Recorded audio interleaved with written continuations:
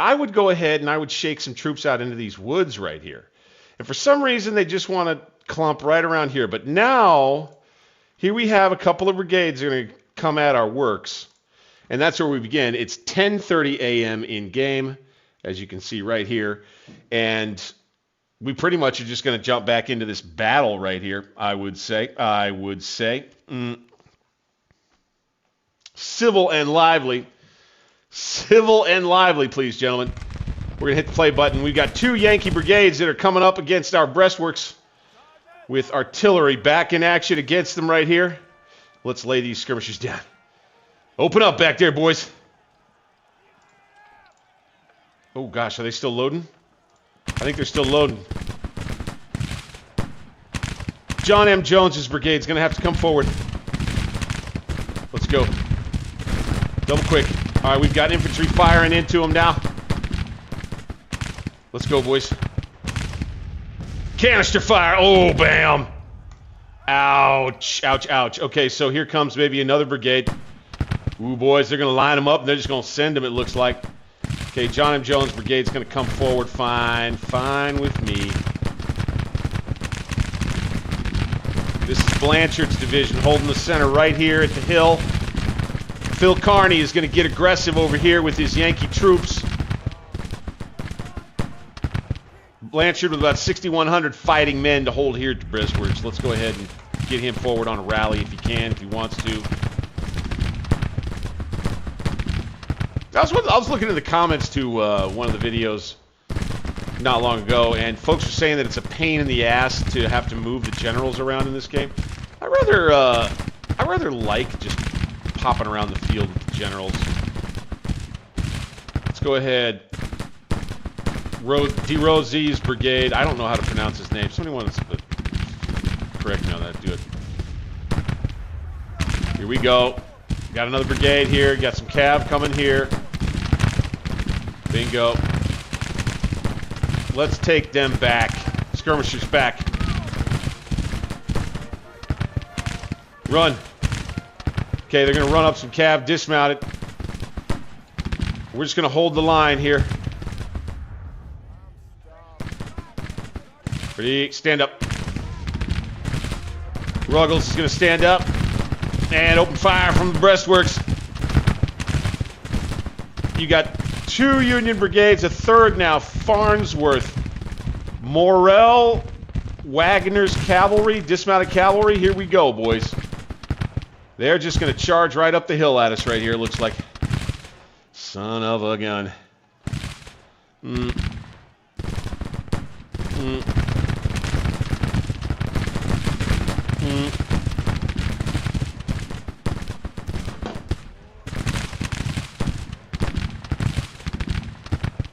Hey, now, here we go. Okay, they're just going to try to pile drive right down my center right here. Wow. Okay. So I would say we just have to be ready to encounter this. Try and beat it back.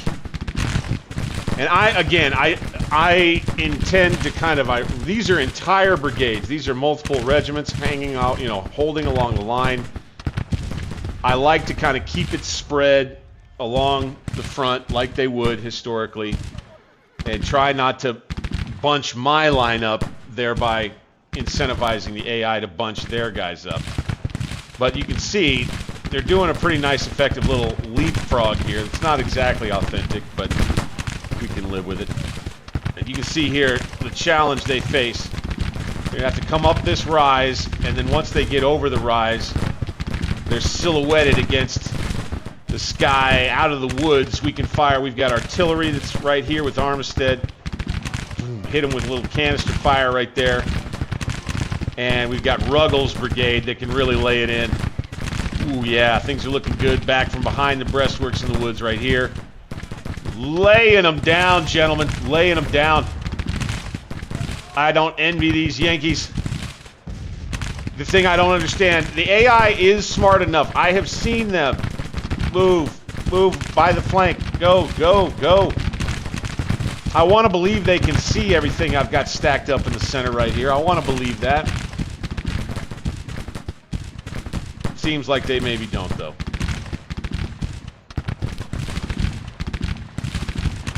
Here we go, here we go.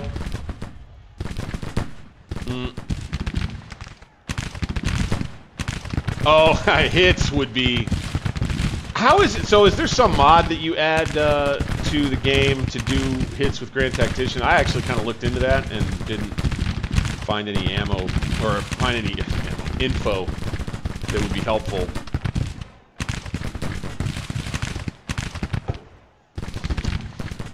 I thought that there was like a hits mode that you could put the game in, and I looked for that too, and I couldn't find anything. Here we go. So they've got men back on some of the guns that we routed earlier. They're bringing up 2 new batteries, smaller ones. Okay, Carney is going to push ahead, just a frontal assault on our positions outside of Nashville right here, right up against the breastworks. So this is an instance where the AI is doing something that makes a little bit of sense. You know, or what I would say is,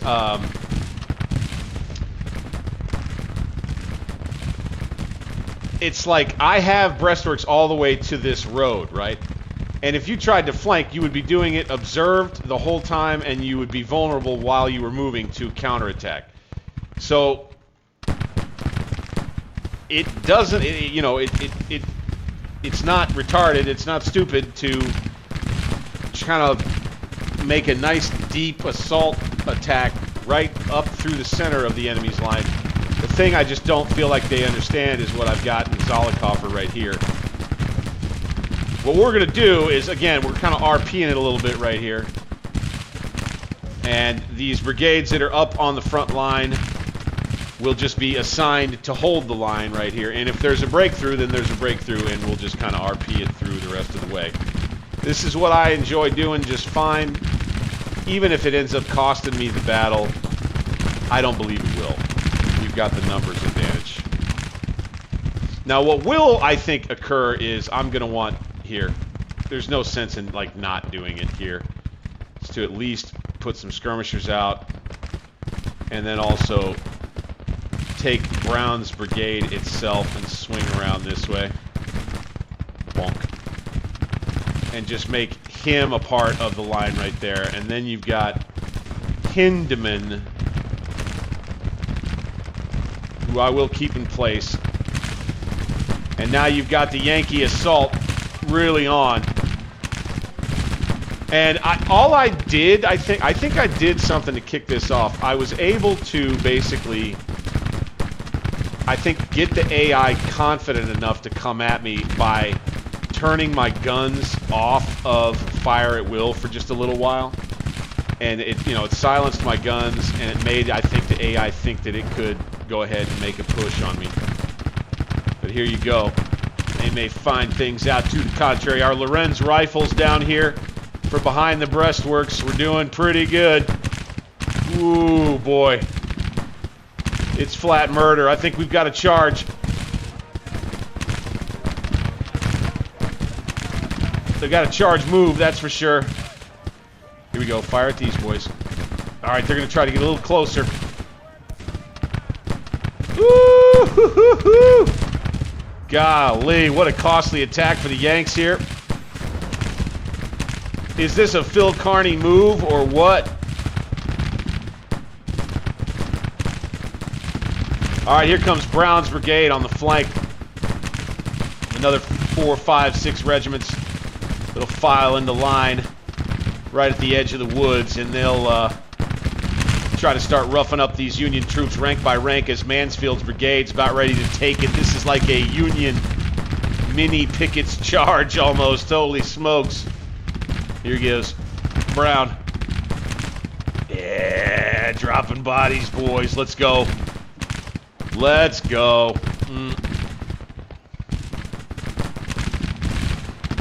No, I've never experienced, I have done, so I guess I always feel like I have to explain myself. I've only ever done one campaign. Start to finish, as the Union, it took me like 2 whole years to finish it. And that's what I got. playing as the Confederates. This is my first time playing as the Confederates ever, and I'm going to do it start to finish. And I don't expect, based on my decisions on policy, that we're actually going to get the Europeans in. Can they approach the line on this side? Buckner Sr. is going to hang on over here. Oh my God, look at this. Oh, that is a beautiful little shot right there. Oh, these Yankees, they're trying to just make it all the way up to our line, advance and then charge, I suspect. I just don't think their troops have the mettle to get it done. It looks to me like they're going to have to fall back here. They're falling back here. This is going to be one of those where probably have multiple rounds of assaults. What they're doing is they're going to use the infantry to assault up front. They're going to use the artillery to support and flank. So, you know, the tactic of what AI Carney is doing here is not entirely unprecedented or uncouth or unwise. It is understandable. Here, let's bring these skirmishers to right here. We'll just get them into the action. Woo! Quite a bloodletting for the Yanks as they fall back a bit more. I got brigade after brigades trying to make its advance. My God!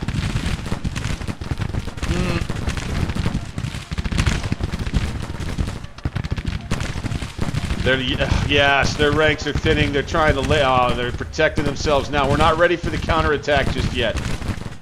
Not just yet. But it'll be coming, and guess who it's going to come from? You better believe it.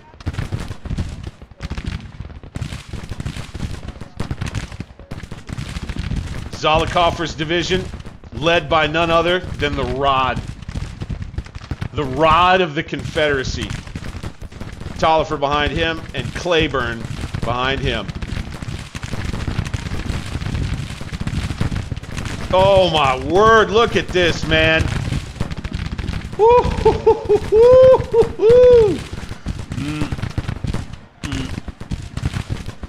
Oh yeah, very brave, very brave.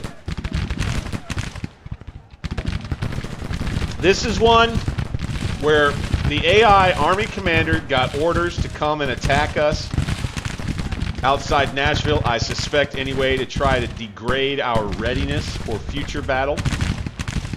And unfortunately, his superiors sent him into a meat grinder here.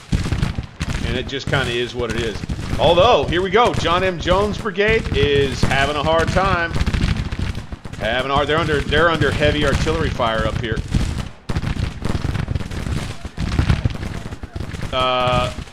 Lay down. Bingo, okay. And our guns. We need to get back on the guns. Let's have this unit send somebody over. Ah, man. Get the men back up on the cannons, otherwise they're going to overwhelm us here, gentlemen. It's a sharp, bloody fight. The hail of bullets era of warfare. This is kind of what fascinates me. It's like how brave these men were to just kind of like stand amidst this shit. And, you know, especially if you were on the attacking end of a thing like this. Woo, baby. And this dismounted cavalry continues to stand its ground. You've got wave after wave of Union troops, regiments that'll gather together and push forward in a brigade line. It's totally disorganized back here. Regiments are trying to put themselves together for individual assaults, and they're one by one just going to go forward. Uh-oh, uh-oh. Uh-oh. Ruggles, stay there. Somebody broke. Ruggles broke. Little's brigade. We got to get up there, otherwise they're going to take those breastworks. That's not going to be good. Oh, no. Okay, these boys. Get on this gun if you can. Oh, from both sides of the breastworks. We'll put a stop to that. Whose brigade is that? Farnsworth. Little. Advance to the breastworks, men.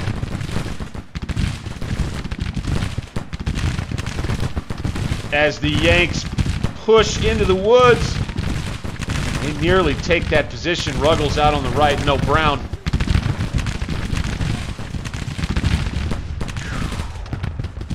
Man alive. So Ruggles here. Let's have Bragg come on over here. Double time, double time, double time. I would say we could take Hindeman and just kind of have him be right here. Because it looks like the Yanks are breaking through our center a little bit here, boys. Son of a gun. All right, let's take some troops from DeRosie's brigade. Get back on these guns, damn it. You boys keep firing, damn it. Yes! We got Farnsworth falling back on the retreat, broken. Yeah, baby.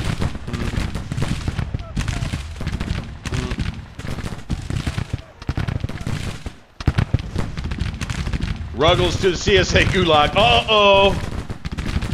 John M. Jones breaks. Okay, we need to get these guys up here. Stat. Making a charge move. Double time. Boom. Get the order over there, man. Oh, boy. Boys! They're breaking! They're breaking! It would not be good for them to take our line of entrenchments. I won't lie about that. Zollicoffer. Get in a double line. Get ready. Holy smacks, gentlemen. And out in the line. Get up on those breastworks, gentlemen. Get up on the barriers, gentlemen. You got more work to do. It's deadly.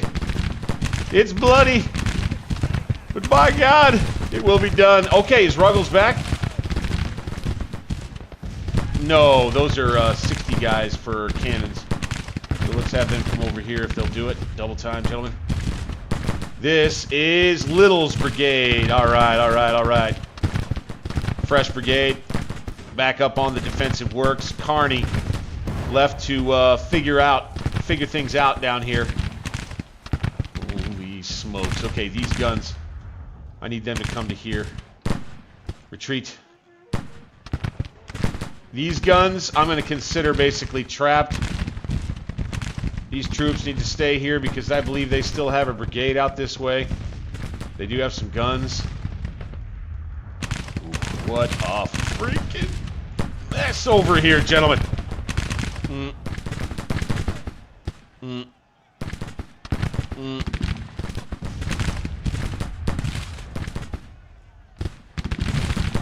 Is guts enough? Right? Kearney's boys out west here. Yes, sir. They've got some guts. I would take my hat off already.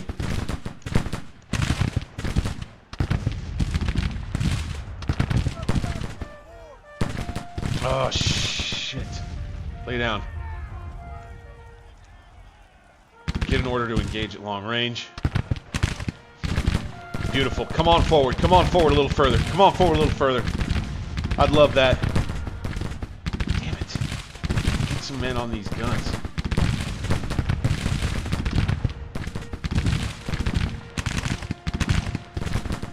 Now, stand up. Bingo. Shoot. They still can't hit them. Oh, those Yankees going to have to come up over this little rise right here in order for us to hit them. Okay. Okay. Very well, very well. Very well indeed. Very well indeed. That's fine. Get some troops over there. Some skirmishers making their run back into our lines. And now we have ourselves a bit of a stalemate as Kearney is going to, I think, just take a little breather on his end of the slope. We got these cannons a little better fire position. Put it on him, boys. Put it on him.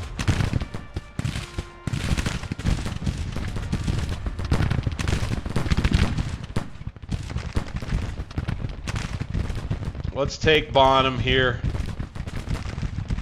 Let's bring him to the back edge of the woods. Brown, how's he doing? Taking artillery fire over there, not great.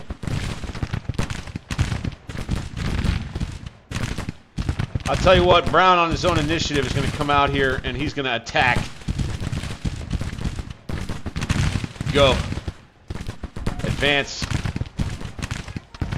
Bragg is going to take 2 of his brigades and he's going to say, I want you to take those flags. I want those flags. Give me those federal flags. And they are going to march straight into battle. Into the thick of it.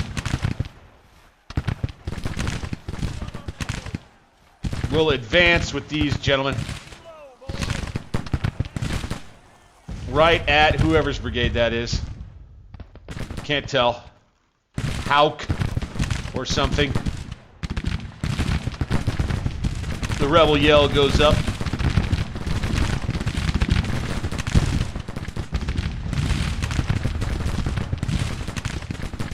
And we'll bring the men out of the trees.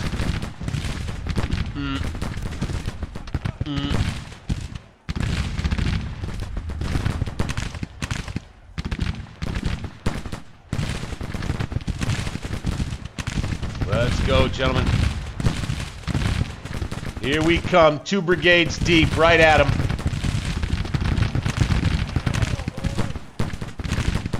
Zollicoffer, be ready.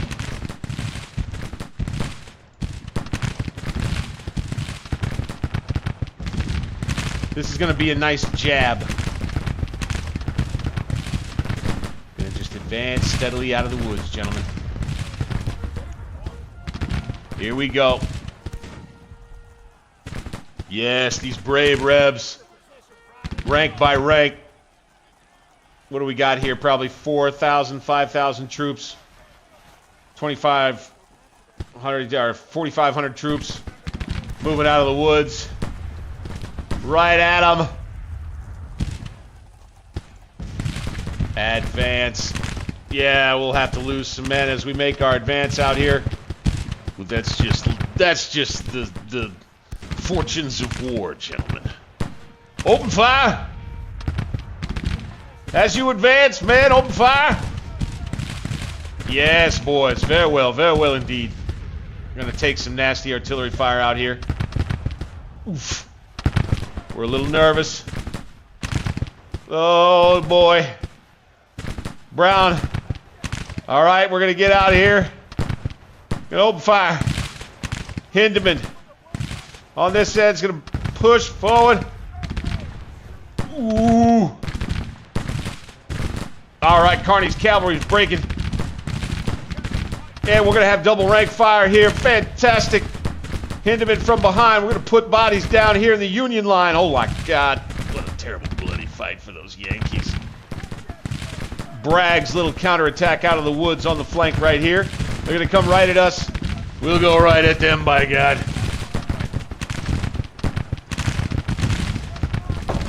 Hold! Oh! Oh, Phil, will you give it a rest? No! Brown breaks. Not a lost resilience route. Looks like we broke one of them, though. They're forced to lay down here. Yee! Yee! Yee! Yee! Change facing. Change facing. Okay. Oh, Bragg's counterattack out of the woods. Runs into a fresh brigade, it looks like right here. Brown is broken. Hindeman may be in some trouble. Little is on the advance. Oh, it's a confused little situation out here now. Little's trying to push forward with his Springfield muskets. We're going to oblique this way with these boys. We'll call it an advance. Hopefully they don't have to reform too awful much. We'll be firing with these boys and Little's brigade. Driving this side, driving this side. All right. All right. Now, Zollicoffer back here. He will enter the woods. And we're going to hammer them on the same side with Zollicoffer's division once this is all done here. No, this is not a smart move. Retreat. Double quick. Hindeman is wounded. No! Hindeman goes down.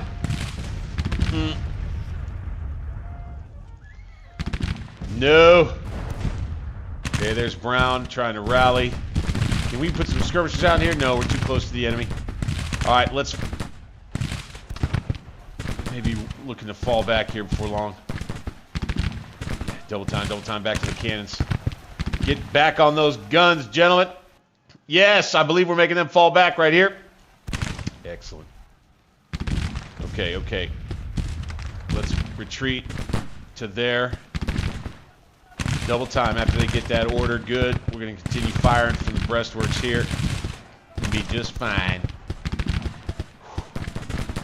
Whew. This turned out to be a fairly fun battle right here. Fairly fun. I'm having a fair degree of fun, generally speaking. All right, so Ruggles looks like he's probably recovered.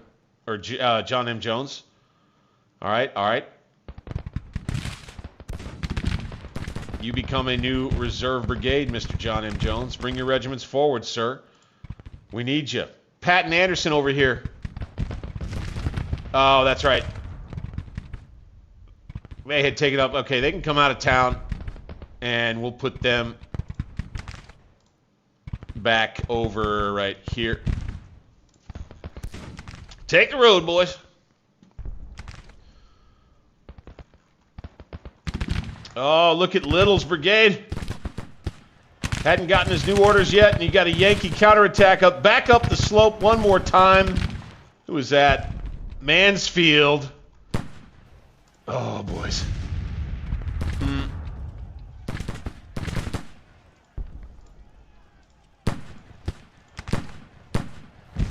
And they're going to bring one more with them behind him.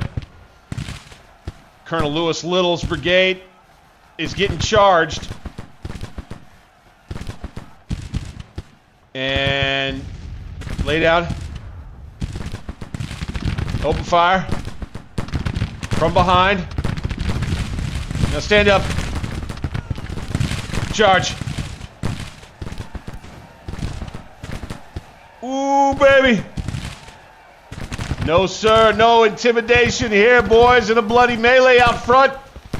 Nice. Little's brigade's going to get into it, gentlemen. And we will drive them off. Fire! Artillery support there for the Yankees right up front. Fire, damn it. There we go. Oh, boy. There we go. Oh, that's beautiful. That's beautiful. All right, now we're in the gun hunting business, gentlemen. All right, retreating into the woods now. Go. All right, successful counterattack with Bragg's division. And here we go. Now they're going to push on this side of the entrenchments right here. Oh.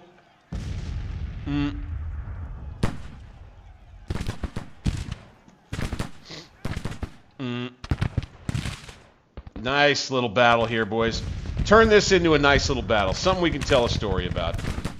Something we can tell a story about. Here we go. Let's get some skirmishers out. Oh, no. We've got troops on guns already somewhere. Is that right? What about you? Okay, we'll be able to put skirmishers out from Bonham. I want to put skirmishers out and deal with these guns. We'll put skirmishers out ahead. Come deal with these guns right here. Go. Okay, Hindeman. Can you do it? Can you do it? Where does it say his skirmish? Oh, they've got men on cannons. That's right. Gosh darn it. Little skirmishers. Send them. All right. Little is going to come back to a position Right here. Boom. Because we have Zollicoffer's troops now. Very good, very good. Anderson moving down the road here. Oh, he stopped. Oh, he must be feuding or something. Come on, keep coming. Keep coming. Like Jester in Top Gun. Keep coming, keep coming. Oh, I don't know. Some of these guns went further to the rear or something. Here we go. Stand up. Can we see anything? No. Those Springfield muskets don't do so great in positions like this. Let's go ahead and run. And with these skirmishes right here, let's go ahead and... Okay, so they're gonna keep one brigade back to try and guard the guns. That's smart for them to do that. And I suspect they may know that a 6,000-man counterattack from the rest of the Army of Tennessee is now going to be moving their way. Ruggles, part of Blanchard's division, will get him back right there. All right, gentlemen. Next phase of this battle will begin. We're doing pretty good here.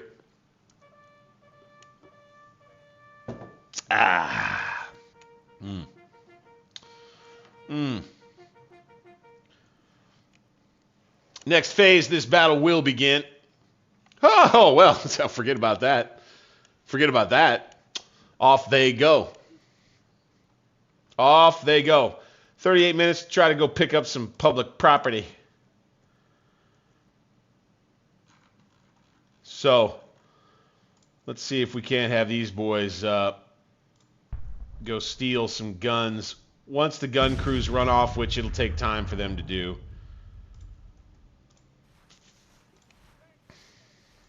We'll see if they actually do. Oh, and let's take a look at strength report now. Had a pretty good feeling we'd win this one. Ooh, but looky here, man. Okay, they score a nasty little hit on me. But they lose just too many more men. Okay. Oof, I took a nasty little hit there. Oof, oof, oof. But, you know me. I always try to make the AI kind of look good. Hey, man, we're in the entertainment business over here.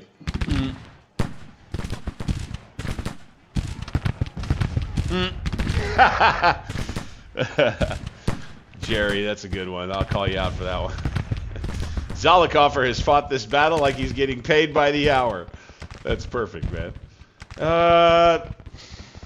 Hey, is break time over? Hey, is break time over? All right. Attack. Love it. Love it. Here we go. All three of these brigades are going to send guys out to go grab guns. Boom. So that's first. Okay.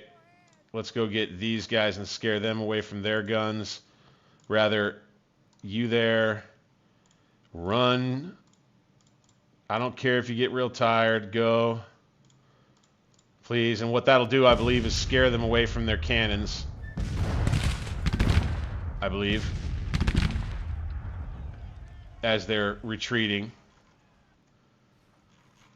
And then...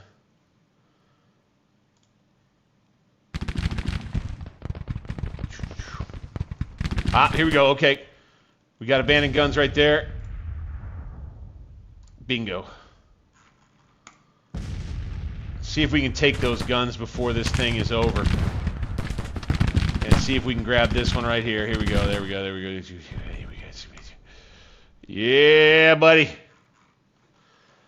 Try to steal some cannons.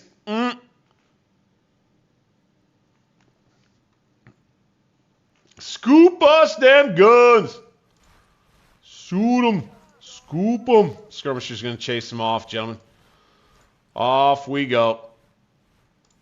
Off we go. Here comes Zollicoffer lazily ahead.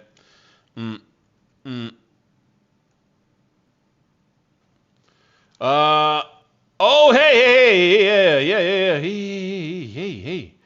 Hey, man. You're not blind. I see it. You're right. Little's going to take care of it. Bonham will do a double duty and take care of it too. Bingo. Bango. With 3 minutes left on the clock, gentlemen. I think we may, if we've got troops close enough, I think we may take these anyway. And here we go. We're calling our skirmishers back in order to send troops out, rifle troops out, or artillery troops out. It's not going to... Yeah, well, that's all right. We'll take some of them in a victory. I feel good about that. I feel good about that. You know what? Didn't take too awful much time. That was pretty fun, too. So, we'll kick them back into Kentucky, and I believe we may even be able to go ahead and move forward back to Bowling Green. Feel comfortable doing a thing like that, most likely.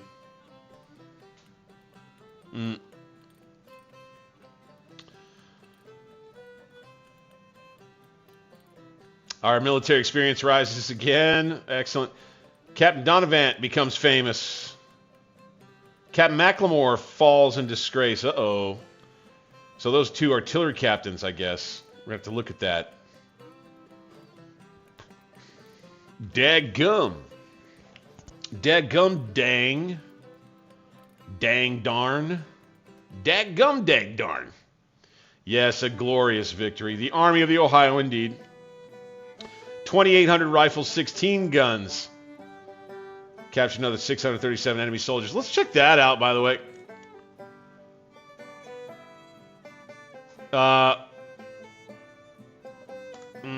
Where's our prison? I forgot. Where's our prisoner of war camps here? Wonder when I know there's one over this way. I know there's one like right over this way. Here.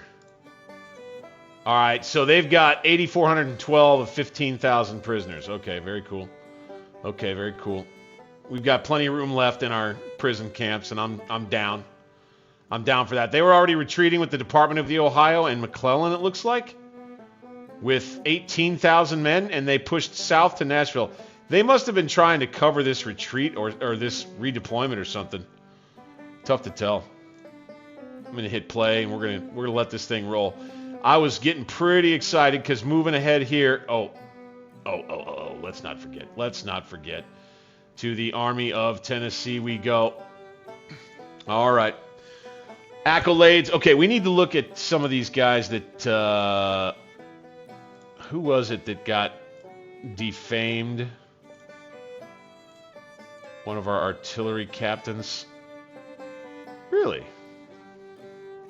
What? Really? Those, who got defamed? Anderson, Colonel Patton Anderson became famous. He must have already been famous, but not very famous. He's renowned. Hindeman, There he is. John M. Jones is defamed. Well, can't have that. He is still good, though. Honestly, how good are his troops? Okay, he's got a 1-star brigade. So, honestly, I'm okay keeping him in command. Ruggles. Does Ruggles need to go? Hey, look, guys, he's got 2 stars and his unit's got a star.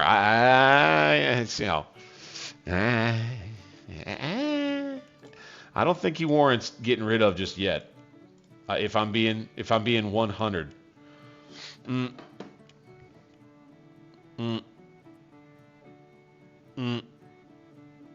Yes, sir. Okay, yeah, perks. Okay, let's look at perks. Let's look at perks.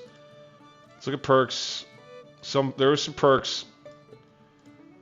Was there a perk on the army? I'm gonna go back. Okay, let me go back to the army. Nope. Perks. Oh, you guys are just mentioning perks because I always forget them. I know it. I just know it.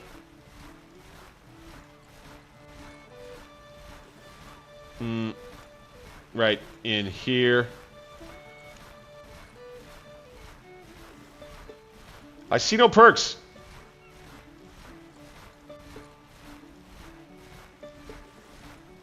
By the way, division commanders don't really ever get perks. It's kind of weird. Jones is unworthy of Pickett's brigade. The Mississippi Brigade. Yeah, that could be true. Oh, that reminds me. There was one thing. There was a request in the comments after the last stream, I do believe, that we name... It was Preston Smith's Louisiana Tigers. Preston Smith will be in command of our Louisiana Tigers. Cheers. I forget who the commenter was on that, but he had made that request, and I figured why not? They did so well in that massive battle outside Fredericksburg in the east. The last big one out there. I figure I could oblige that. I don't think there's really anything else. Let's just take another quick look at the Army of Tennessee. You know, Pillow scores another victory. All brigadier generals here. We got a major general in Zollicoffer. Okay, Lewis Little's got 2 stars. Now, I would say he probably deserves a promotion. All right. Buckner Sr., no. Yeah, I think Buckner Sr. did all right. He's a colonel. Let's promote him to brigadier general. And I would say that probably just about wraps up all the guys who deserve promotions.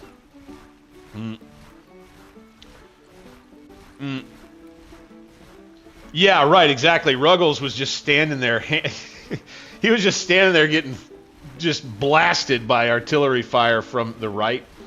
And he, he kind of stood in there. You got to give him a little bit of credit, and his dudes, they gain a little bit of extra experience. That's one other thing I wanted to check out. Is some of these troops that have got these plain uniforms like this, I'm going to change them. I'm going to say that maybe they kind of upgrade themselves, looking a little bit better, a little bit more professional.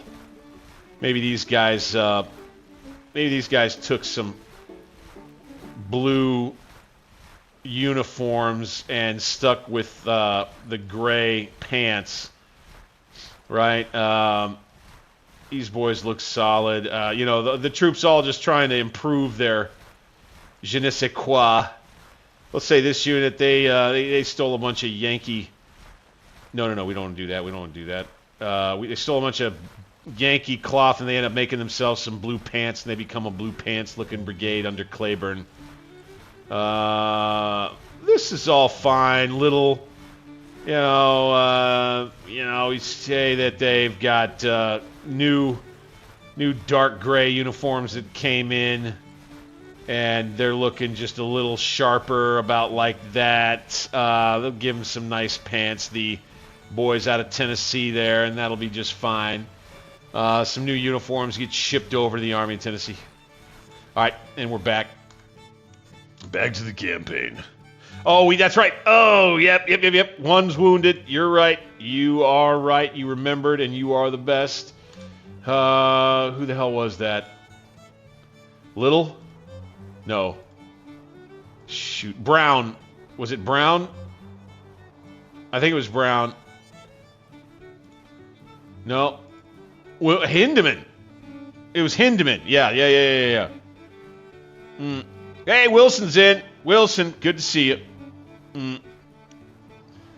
Good to see you, Wilson, man. Glad you made it, brother. Yeah, wounded. So we'll have to replace him. I want a professional infantry commander if I can afford to get him. Wow, really? Okay. Nobody but lieutenants? Is that true? Is that really true? Oh my gosh. What about our volunteers? Shoot. Unassigned. Ready for duty. Volunteers. I got one with 2 stars here. Posey. Lieutenant. Captain. Major. Lieutenant Colonel. Assigned. Absolutely. Posey gets assigned to Hindemann's old brigade in the west. How about that? How about that? And that'll be just fine. I like the idea. I think it's a good plan. Okay. I want to get another look at some specific thing here. This was something. Yeah, we were making this move with the cavalry out to this area here. They're going to ride the whole way. Very good, very good. I think in the east, things are pretty much going to remain the same. I have a sense that maybe they're just going to keep this army here.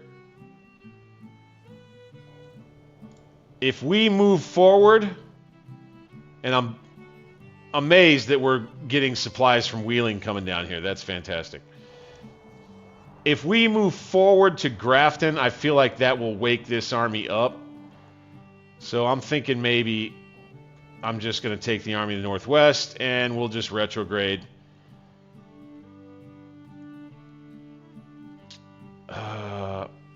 Let's go. Let's join Jeb Stuart in Stanton, and maybe we'll put together a new Shenandoah army force there or something. Is maybe what we'll do, and you know that way it kind of makes them think, okay, well let's occupy ourselves this fall and winter marching around West Virginia, and maybe we catch them trying to march all the way down to Charleston in the wintertime. Obviously, they could just use the river like I did, in my Union campaign. That's something the Union can always do. We're moving our Navy around. This isn't over yet, surprisingly. So I'm starting to think the Army of Arkansas over here may be well advised to launch an assault. I'm going to auto-resolve it, though. Oh. Okay. Well, we'll see what happens there. I'm not going to fight a tactical battle on that, gentlemen. I hate to disappoint on that, but it's just kind of not so worth it. All right, we're going to go to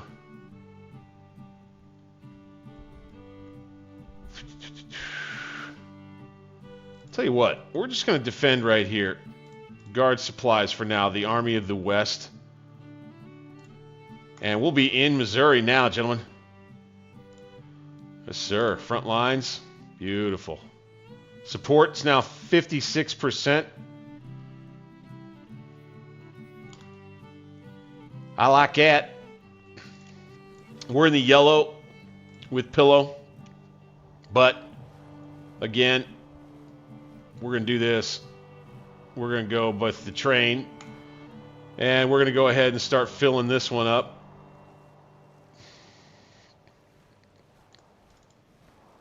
Like so.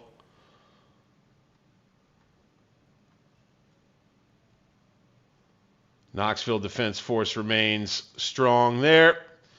Here we go. Are we ready for our...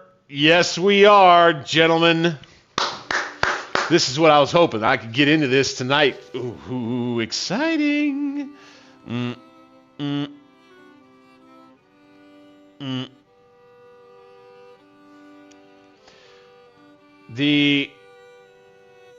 see here. Rebuilt ironclads, we're doing it. All right, and we're going to take a hit to our credit rating and go straight into our fleets. And we're going to go ahead and add a 1 or 2. Let's go. How much is it going to cost us to do 2?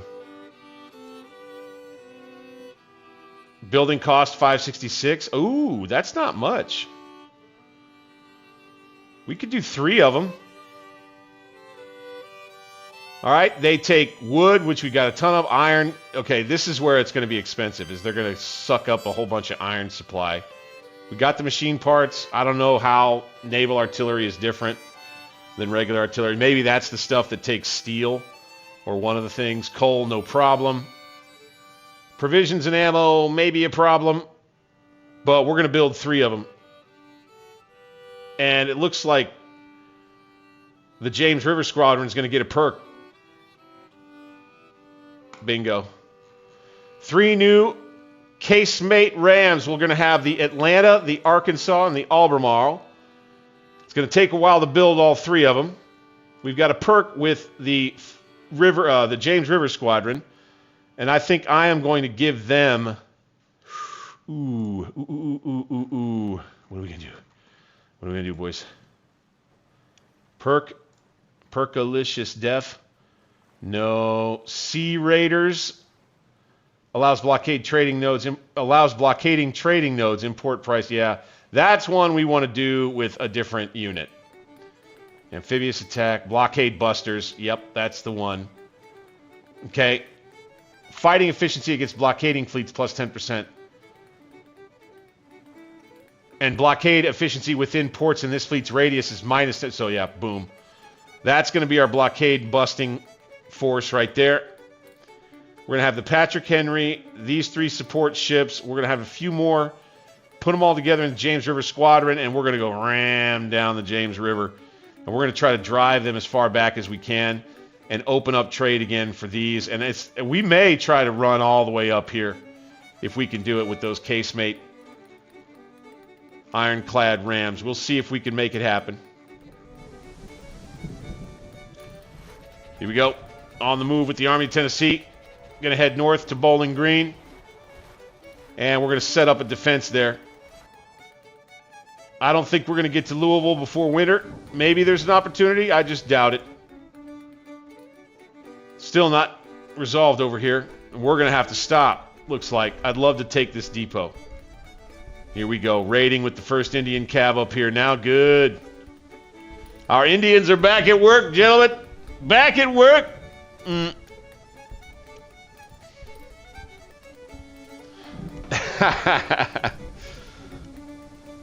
I do hate Missouri after living here. Wilson. Goodness gracious. Now, I never lived in Rolla. I lived in around the Kansas City, Missouri area. Go Chiefs. You know, that's why. I've never been down to Rolla. I drove through there on my way to St. Louis from Springfield once, and the drive is very beautiful. It is very hilly and wooded, like you can see here. It's a very beautiful drive. But don't hate my people too much. Ooh, here we go. So I would say these boys, we're going to, with the Army of the West, let's see if we can slip away up here.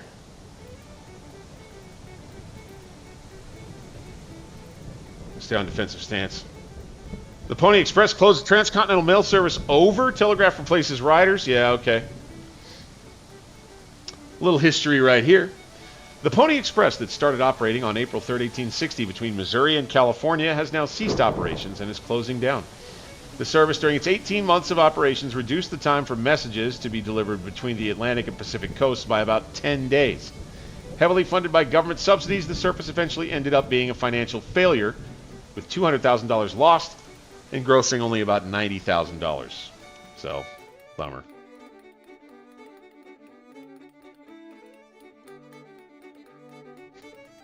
Unfortunately, it was a loser.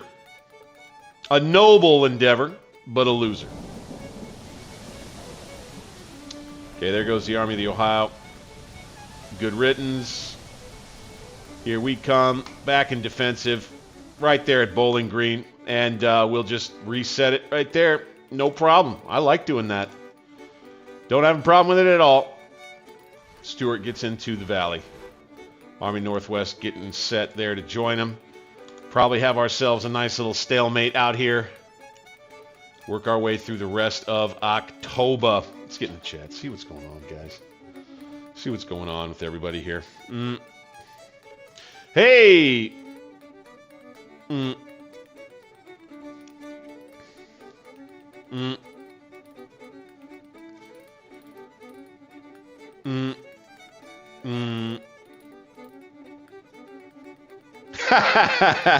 Even the South doesn't want Missouri.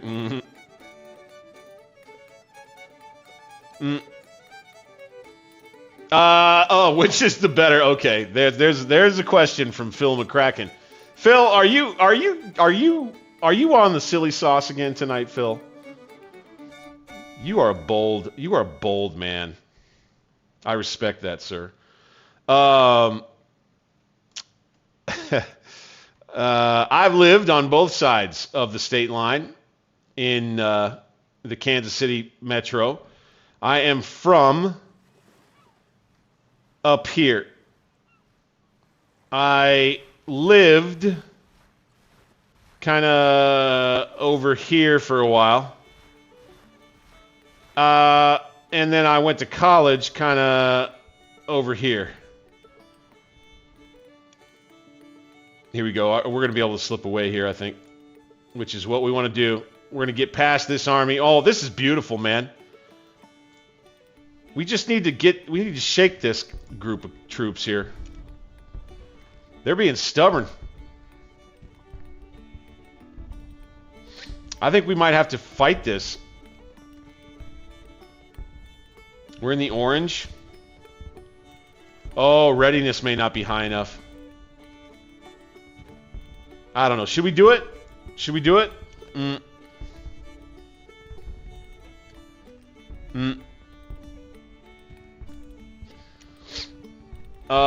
Yeah, Missouri is MO, by the way, in abbreviation. Should we do this? I'm going to think about that. You know, I'll put that to you in the chat there, Groggy Nuts. I feel like we're going to win this. It's taken way more time than I would have ever expected. Let's go ahead and keep raiding up this way. Ransom Jr. They're getting supplies in from that town, so that works.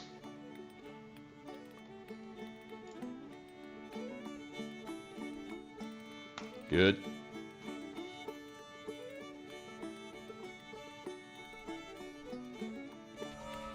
All right, Army of the Mississippi's coming. Let's get back into offensive mode. Let's scout. What do they got? 12,000 men and 5 guns, looks like. If they want to. Again, they're just going to come down here and they're going to try to degrade my readiness. Boom, boom. Here they go.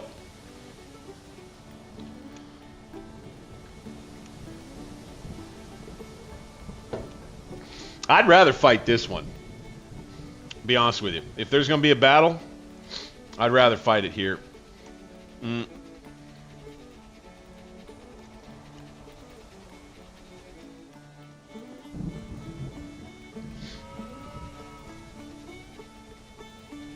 We'll get some entrenchment points. Pillow up near Bowling Green here. A fall campaign in the west. Not a surprise. Really not a surprise out here.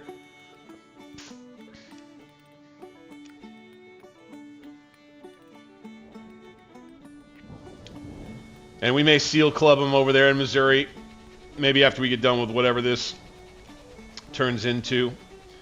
Wrap things up as far as campaigning for the campaign year and get us into wintertime at long last. Get us into November at the very least here. I got a feeling like they may just stop. I don't know if they really want to fight. I'm surprised the Department of Ohio came all the way back to Louisville. I want to see what happens right here.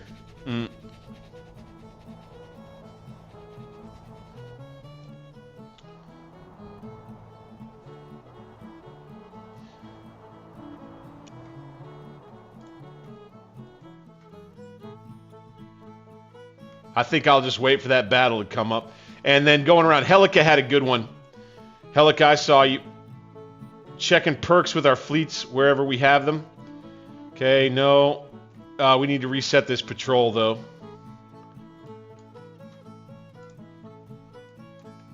Okay. Then we need to reset this patrol. No perk.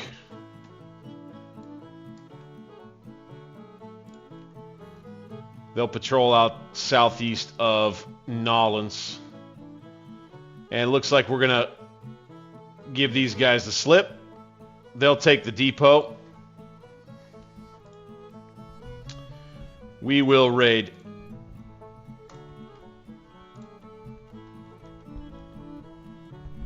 Indian Cav comes north. Here we go. We raid Jeff City, gentlemen.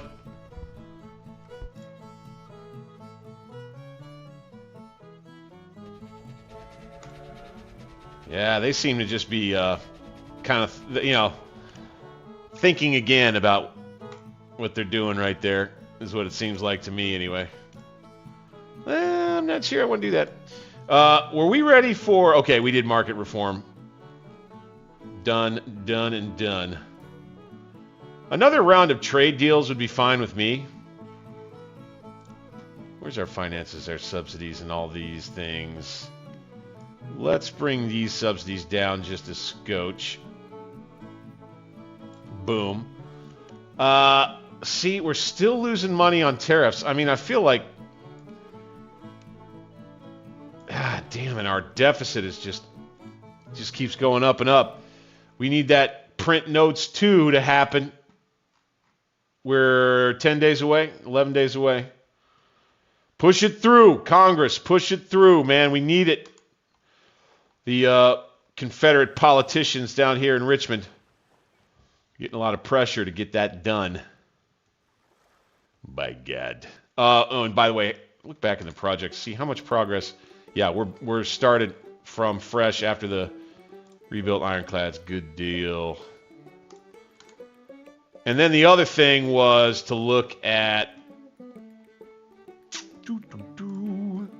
How close are we now? Look at this, baby. Texas to Shreveport. Houston to Shreveport line now 93% finished. Once that's done, it's going to be a big boon for us because Shreveport is on the river. We have a market here and we have a port here. Okay? We're going to have goods that come into these ports. We're going to have goods coming into us here from the southwest, and we're going to be able to ship more all across the south. It's going to be a pretty big boon for us, I do believe, just having that railroad, man. Oh, somebody, who was that was asking me about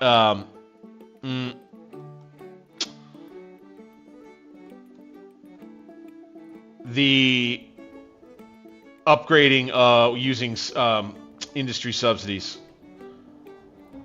Let's look. See, no, we're not there yet. We need to build up 4.3 million industry subsidies, and then I think we hit the upgrade button at that point. And it's kind of overall cheaper for us. So what I think that they wanted to do right here is to try to come grab this supply depot before I did. So I'm going to just go ahead and push with Pillow. Sure, we'll take the train. Whatever. I think our readiness is... I mean, we've got them outnumbered by a good bit. And I think their readiness is going to be in the orange right here. That's my guess. I always like to try to keep that in mind.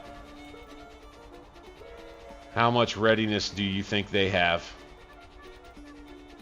The Department of the Ohio is going to come south now. McClellan sets a little trap for us. How about that? How about that? Ooh. So, the Army of the Mississippi is going to get help from the Department of the Ohio. I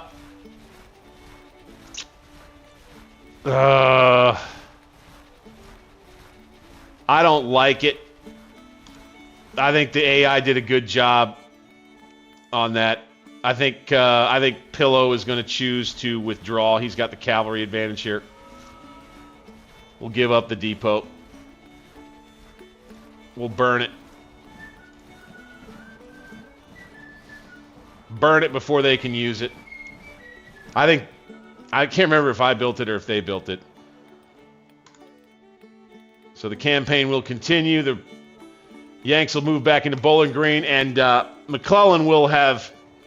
There's our victory at Rolla, finally. Fantastic. Good.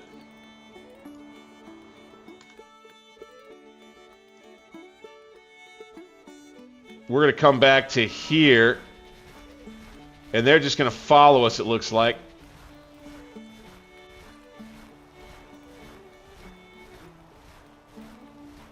Off we go.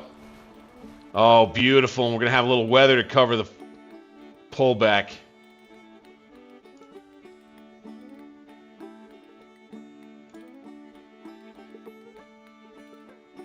Let's go ahead and let's set up a defensive position here after we pull back. I think we'll be able to cover these roads still with our combat zone. Right? Oh, no, they're just going to come right after us.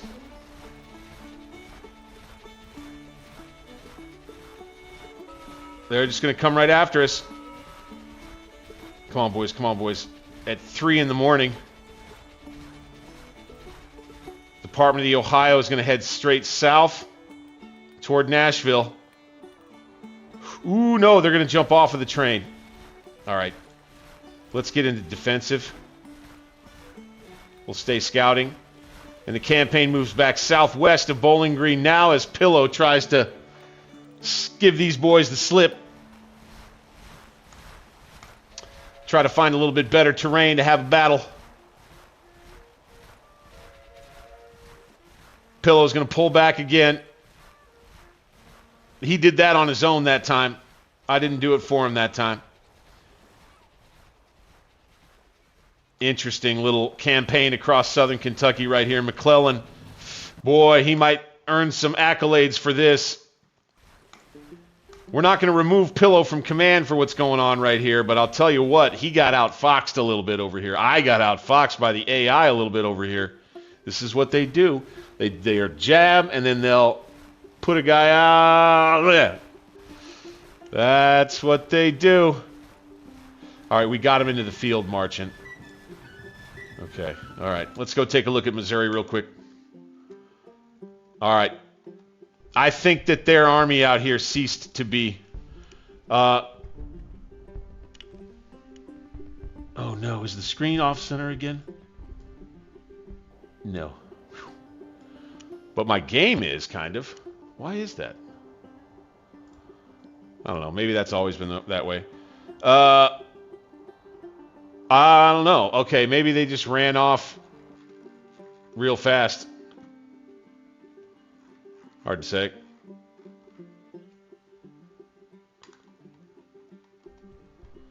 Let's bring supplies into the green right here, and we're going to have McCulloch. They need to rest.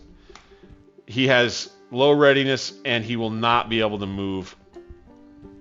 So they've got to rest near Rolla. Another successful operation for Benjamin McCulloch and his Confederates in Missouri. Fantastic.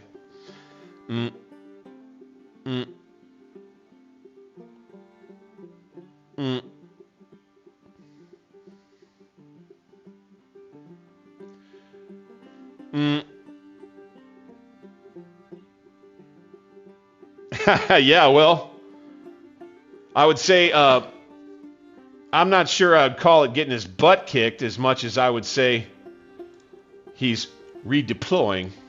We've got him in a wild area of the woods now. We're still in the yellow. We cover the train tracks. If they want, they could send one of their stacks down, over this way and south to go get Nashville. Right?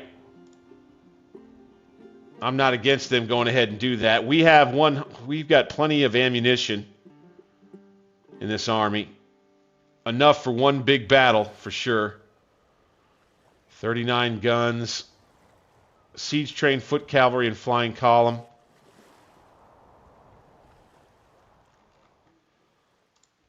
Oh my gosh, it's October 31st right now.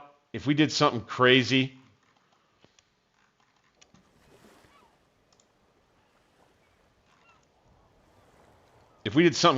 like this right here, because what do we control this town? We do.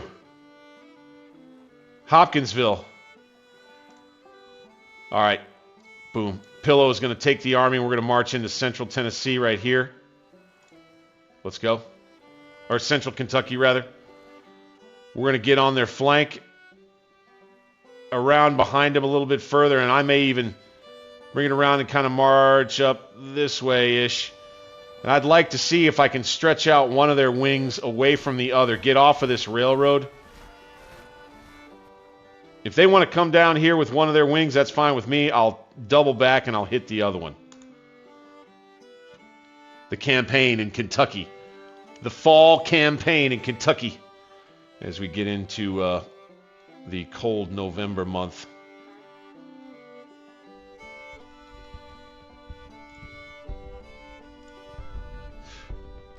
Okay. Doesn't look like we're actually raiding and destroying anything around there. I would say we could take out these telegraph lines. That would be good. Here we go. Convention held in London, Mexico under threat of an invasion. British, Spanish, French to send troops. Napoleon III to conquer Mexico. News has arrived from London, where the European superpowers Great Britain, France, and Spain have held a meeting agreeing to what is called the Convention of London, which is an effort to extract the repayment of debts from President Benito Juarez of Mexico. Yes, it begins as early as November 1861. 1861. Get it?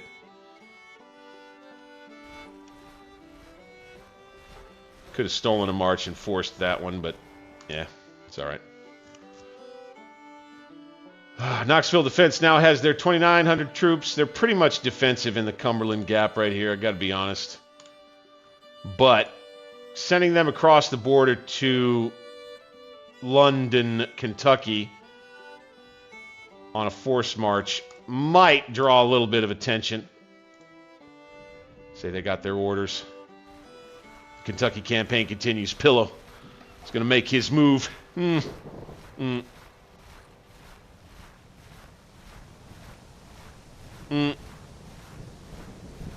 Yeah, the Army, I believe the Union Army. Oh, would you look at this? We've got a little early snowfall, gentlemen. Oh, crap. This is not going to be good for our movement and nor our readiness over here.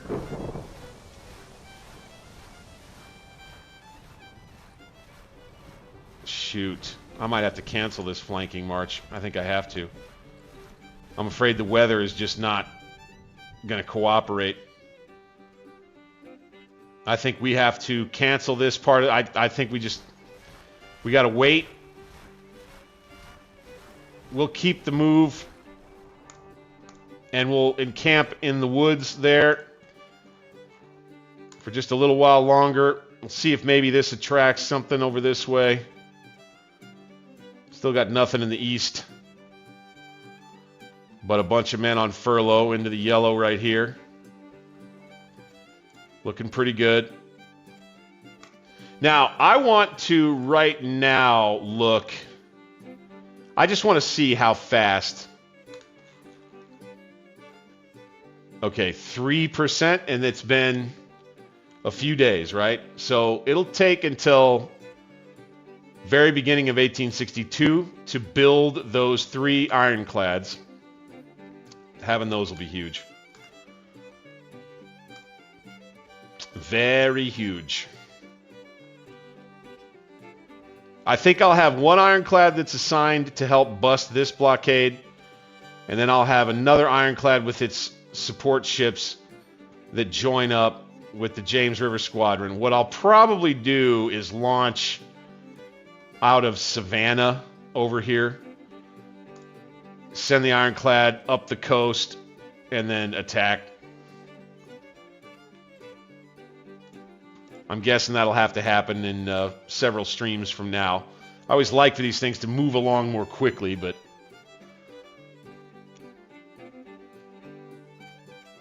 just doesn't always happen that way.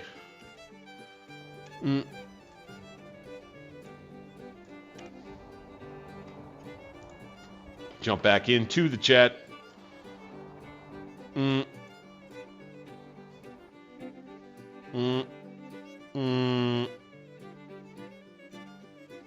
Yeah, right. The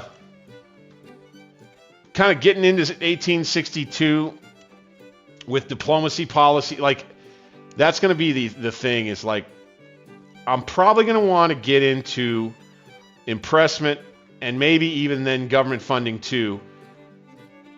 Though the only reason to do government funding too would be to open up the Revenue Act and war bonds, right? But I also want to try to come back over here and I want to try to get some additional industry subsidy money moving for the goals that we're striving toward for our industry. Also, okay, we're still, okay, now we are 8 military experience above. Fantastic. Our Navy tonnage is starting to kind of match theirs. Then fielded actually looks pretty good. Casualties is, you know, I don't love it. Could be better. Their economy stronger than ours. No surprise there. I like the weather better. Let's slip around this way. Let's try it again. Pillow really wants to try this operation out. Get on the flank of one of these armies here and get around it up here and then march around to Bowling Green. And then what we'll try to do is we'll try to get one of them to react up this way. And if they both take the train, then that's that. I'm just going to try to move them so that they separate a little bit. We'll see if they oblige.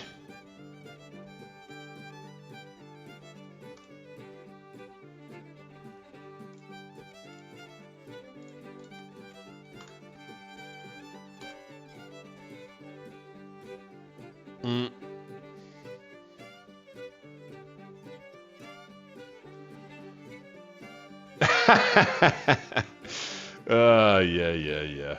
I was in Chicago by mid-1863. Something that the Confederates in real life would never have done. And I'm afraid I kind of just draw a line from an RP perspective. I don't go so far alternate history that the Confederates would have marched an army all the way to Chicago. Like, boy, what a thing that would have ever been. I just don't believe they would have had to take Cairo. By the way, in lieu of taking Louisville, pun intended, we could disenthrall ourselves from this central Kentucky operation and make a little tricky move west and take Cairo, right? Because if you were going to take Chicago, you'd have to take Cairo first. You need to take the ability for the Union to send fleets across this great confluence area up the Ohio River. You need to eliminate that, in my opinion, before you even think about crossing the Ohio and staying north of the Ohio. Otherwise, it's just folly. Folly, I tell you. Dispatches. Officer rehabilitated. John M. Jones. Oh, he redeemed his reputation already, huh? Okay, well, he'll get a command again soon, I'm sure. Monthly economy intelligence reports are in. Let's take a look. Recovery, mediocre wealth, and increasing. Glad to see our tax revenues increased to $121 million. And again, positive trade balance. Damn, corporate production was down. Okay, very well, very well. Military. Federal government currently discussing legal blockade for sure. So I can't remember exactly in-game what that means. I forgot what that means in-game. Anybody hit me in the chat with a reminder about what the legal blockade policy means?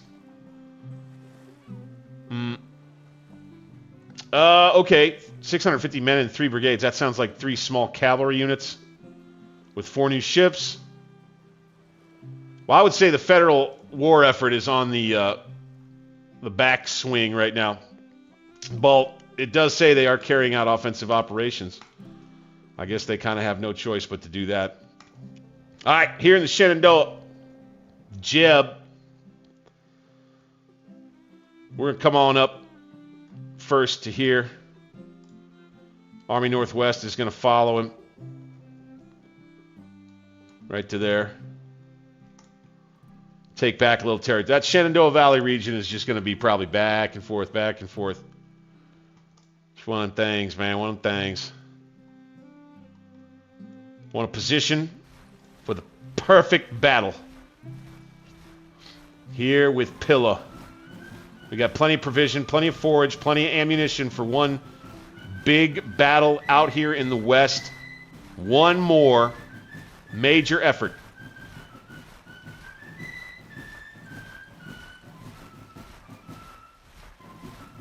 All right, and then we're going to come to here.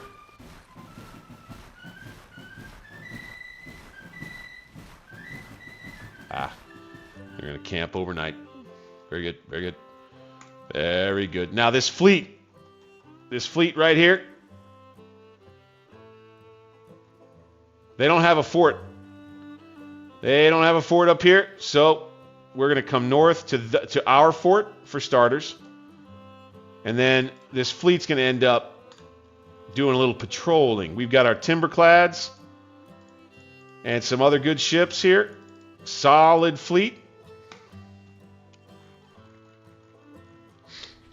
Blockading for now. If they're going to let us, I may even bypass up to St. Louis. Send some boats up there on kind of a quasi-raid. Oh, Union blockade proclaimed legal. This is what they're working on. Okay. The European superpowers agreed that a blockade is a legal form of warfare. As only the mightiest navies in the world are able to fully blockade an adversary, the agreement has been in place to ensure that third parties would be discouraged from taking part in any conflict, as retaliation would follow. Today, the tables are turned. The U.S. government declares its blockade of the southern ports to have a legal status and warns that all foreign trade fleets should abstain from attempting to trade with the blockaded Confederate ports. This declaration has a threat written between the lines, as any attempt to carry on trading with the South would be liable to retaliation. In Europe, the declaration has been viewed as a direct challenge to their authority, and relations with the United States are cooling down. New ways of running the blockade are planned, and more safe havens for the Confederate blockade runners to use as bases of operations are sought. As long as the Union blockade proves to be effective, it's likely that the Europeans will be forced to remain neutral, as any violation of the blockade would undermine their own interests. I forgot again what that policy actually does, what that act actually does in game. I don't think it has a massive effect. What's our blockade percentage down here? 31%. That's not great.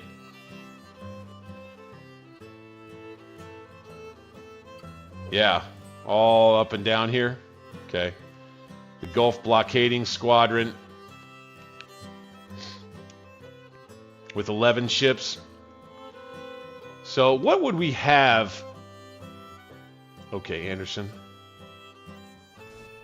Out here. Good, good. Let's burn that down, that telegraph station. Fantastic.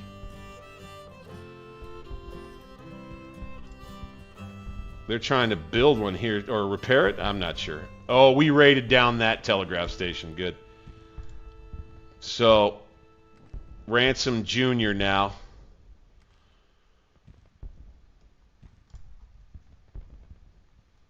We're going to run the 1st Indian Cav north to raid this out. Go. Overall, their readiness is increased. Doing a little better here. Back to the Kentucky campaign. Okay. Now, I'm switching to an offensive. And then we're coming to right here.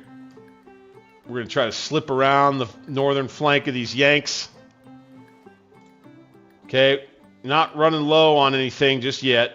And it looks like we are going to get supplies from friendlies in Kentucky. Some provisions at least. That's good. The Knoxville Defense Force could come north now to Harrodsburg and coordinate with Pillow. We'll say he got a message out. Good. He'll be cut off a little bit from his supply bases, but that's all right. We're moving north in the Shenandoah. Very well indeed. I think our next battle is going to be over here in Kentucky. I think that's what we do. And you're right. If we go take Cairo, then we sacrifice Nashville. You're absolutely right. Whoever it was that said that. I know these Indians need to go way up north, huh?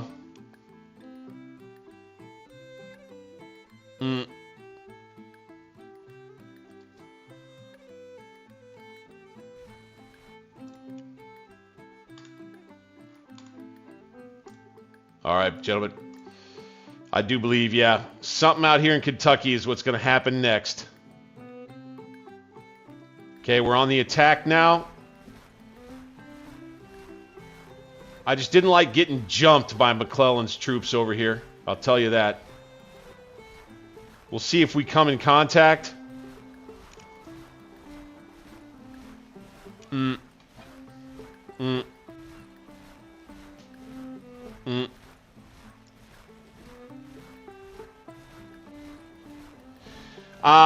Okay. Somebody there. Josh, thank you. I think Josh has got it. So it's stuff that mainly affects the North. It doesn't necessarily affect us, or it does affect us in a negative 25% trade with Europe impact. I mean, that right there could actually have a meaningful impact overall. Here we go. Spanish intervention now at 27%. Really? Wow. Okay, that's interesting. Boy, wouldn't that be something if we end up with Europe fighting against us? That would sure knock things out of whack. I've never had anything like that happen, playing as the Confederates. Look at all of the friendly support that we're getting out of Kentucky, all the supplies that we're bringing in. All from up here and over here and up here. Let's get back going here. And I think we're just going to roll into wintertime, gentlemen. I do.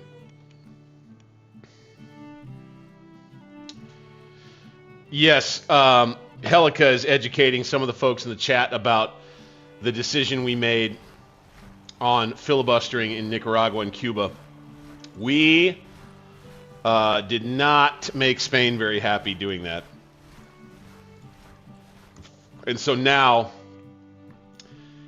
it's really interesting to see, like, maybe what's coming with this whole Mexico situation.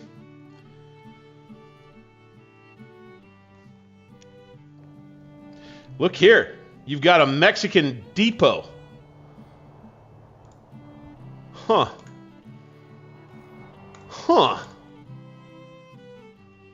Very interesting.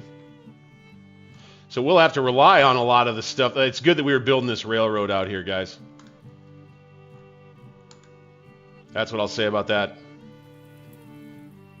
Raiding. Good. Look at the Indian Cav in the wintertime up here, just north of the Missouri River here. Northern Missouri.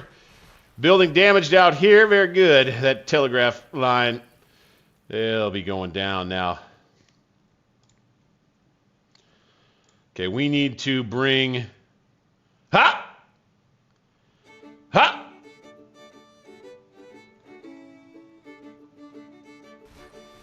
Okay. All right. So I would say now McClellan and Gideon Pillow face off once again. And this one, I will tell you, it leaves me in a level of doubt. I'm not sure if I'm on offense or defense. I know I had my army in attack posture, but here we go out northwest of Bowling Green with a march around the Federal Army's northwestern flank. Pillow, it looks like, gets caught by my McClellan and the Department of the Ohio while he's on the march right here. I would say we're going to go ahead and play this one. What a battle this is going to be. November 1861 in Kentucky. This battle right here, this is for all the marbles in Kentucky, right, is what I would say about that. I think you've got a couple of AI armies that are both in the orange right now, or kind of orange and yellow. We're kind of solid into the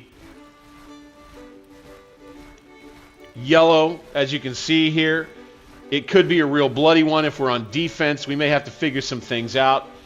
I'll be really interested to see what field of battle we are on as well. I love this battle. I love this battle right here, outnumbered by about 7,000 men. We've got them outdone in guns. How's this one going to go? You better believe we're going to play this one, gentlemen. Here we go. Saddle up. Saddle up.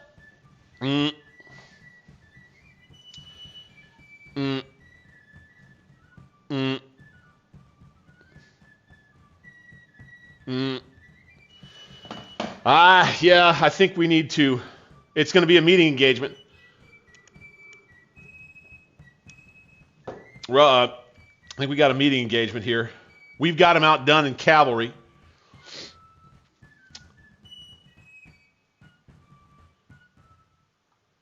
All right. Near Bowling Green, the Department of the Ohio will start off on the field with 19,000 men, and it is afternoon time, 2:30 p.m. So we have a chance to defeat them in detail. No, we don't. Shit. I don't know where their reinforcements are coming on either. Wow, what a situation they're putting us in. Okay, Union comes up north and west. I'm not sure is this a historical battlefield? I don't think so. I think this may be a made-up one. Proud Peak with this massive stone wall. Boy, that would be a nice place to be able to hold in a battle. Yeah, I think this is a fictional battlefield right here. My supply line is off this edge of the field, it looks like here, right? So let's go to my OOB. Let's get the whole army set out. Did we get some of our new cavalry? No. Okay. All right, boom. And we are on the attack, okay, with our army in Kentucky. This is almost like a Perryville, but way earlier kind of a situation. They would be wise to set up on Hunts Ridge. I would say we would be wise to attack across these woods. I think that's pretty obvious to me, is make them fight us through all of this thick wooded terrain right here, so that. But then again, we have the artillery advantage.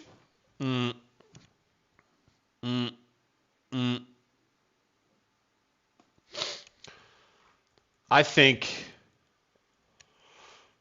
I'm going to get the army and I'm going to bring it out, say, kind of along here. Look at this big stone wall right here. Along this trail, just out, off of Hunts Ridge. We'll deploy kind of around here, most likely. Or the problem is I do not want to do a flanking march and down this road near where they could come on here, or come on here and just crush my flanking force. So the only flanking that we would be able to do realistically on the objective would be to move across this little stream and flank from over here.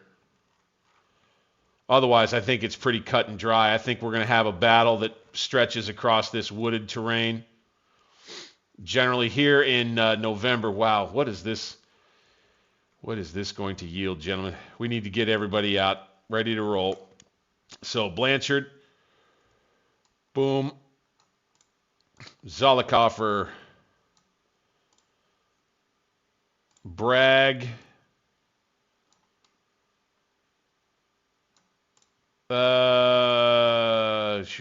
just like that. Hayes, yes, this is our first like real cavalry brigade. So these guys will be useful for us, I think. Let's go to our OB here. Little's brigade. Let's just get him out. Dunk, dunk, and Clark. Like so. Have the guns arranged like so. I think we're really just kind of slapping everything out so that we can get a handle on it. Get it out on the road or near a road. Boom. And then what I'm going to do too is I'm going to go ahead. Each division is going to end up being detached while we're going out and deploying here. We're going to detach each division.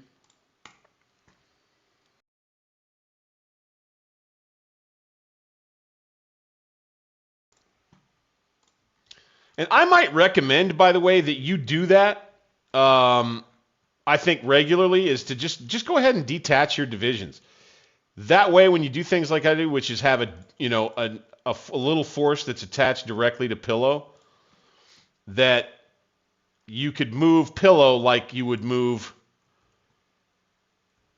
a division, and only those troops will come with him, right? So it'll be like Pillow has his own little reserve division that's all his. And that way the whole army doesn't move with him when you reform, right? So that makes sense for everybody, I hope. That helps me get these boys set up properly like this. Just like that. And we'll be moving along this road here.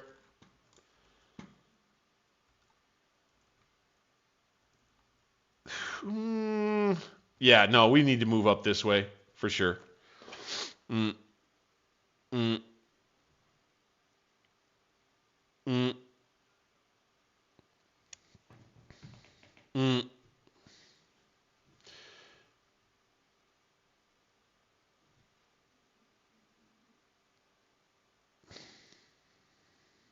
Yeah, cavalry maybe ends up lingering out on the right. We'll anchor.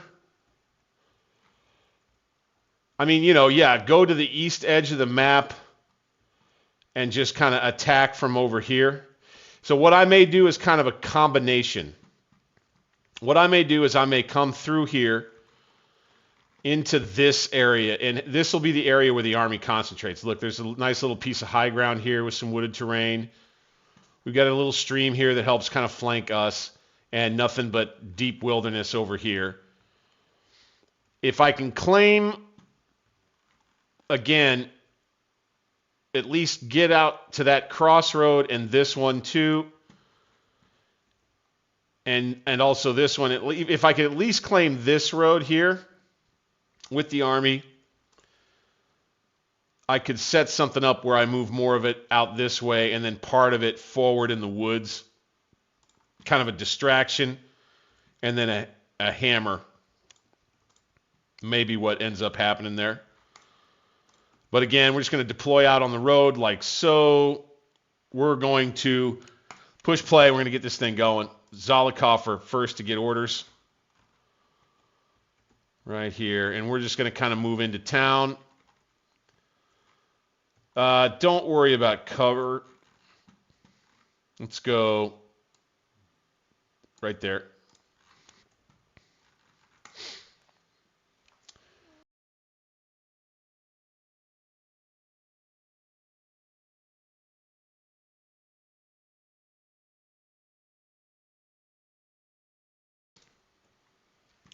Send that order on out.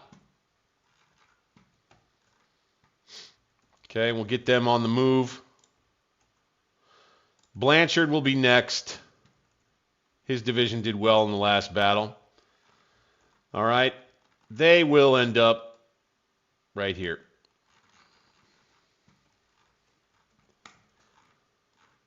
Okay. And we'll wait. I'm going to just wait. Give it a minute. I want to get all of the orders out. Try to get these guys moving in an efficient manner. Yeah, off they go. Then you'll have the order come here, and off they'll go. And then we go boom, and off these guys will go after I slow it down just a shade. Boom. And then Pillow with the rest of the army.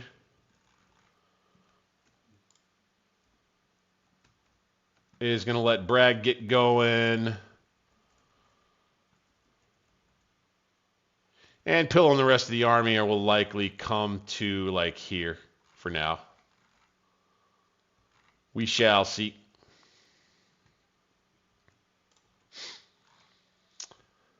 See, that's fairly nicely organized road move there. Works for me anyway. Works for me anyway. Let's go, boys.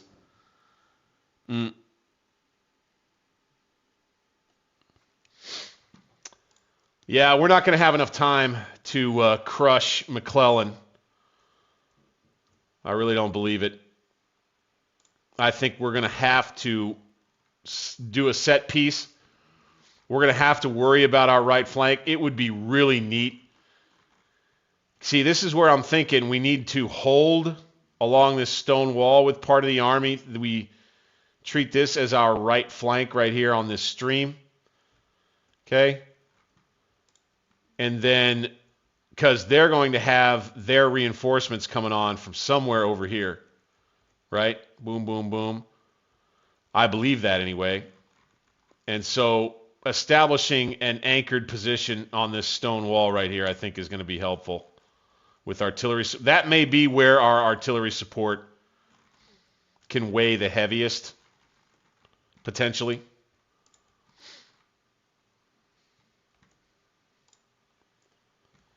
So let's get Gideon's troops out. And as a matter of fact, we'll put them more like this.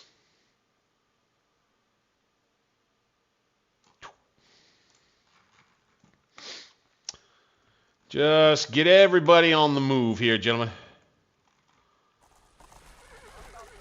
Oh, yeah, you can imagine it. The Army of Tennessee now making their advance. Talifer out front with Zollicoffer's well-seasoned troops.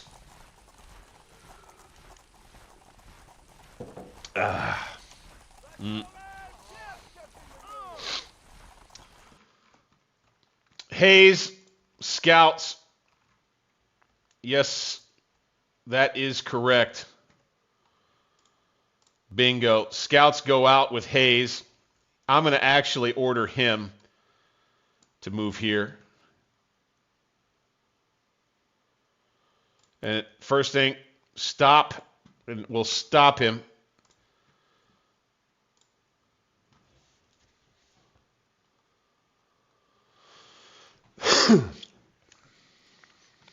Uh-oh. Oh, these guys are going to wear themselves out. Good thing, I guess, it's late day. No big deal. No biggie. So Hayes stops. Okay, now he's actually going to come across to here.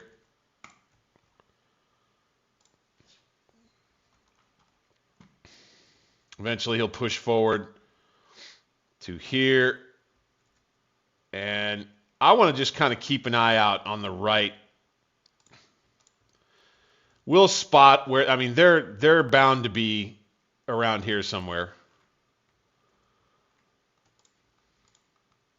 I don't believe that they will be at the crossings because they haven't had a chance to redeploy. And the AI almost never comes to guard the crossings at the very onset of a battle when their objective is way the heck back here.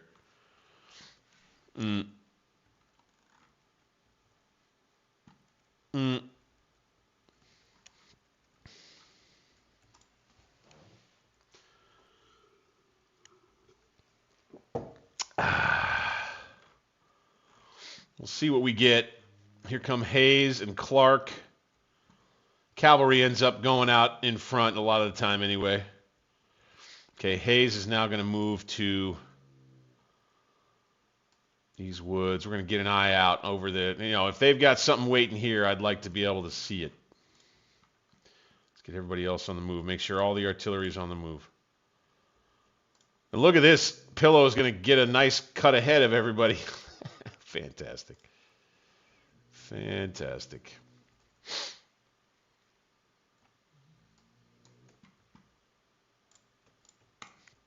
Get those officers moving. Here goes Hayes. Having those scouts out is huge. When you've got those larger cavalry brigades, that's also what you get, is you get the ability to have scouts. And when you do that with your cav, you put the scouts out, your line of sight is massively improved.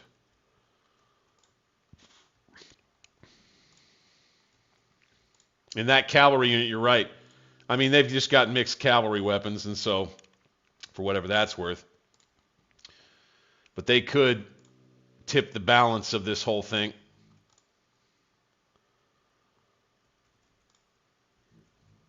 Because he would see already if they had something here, and they do not.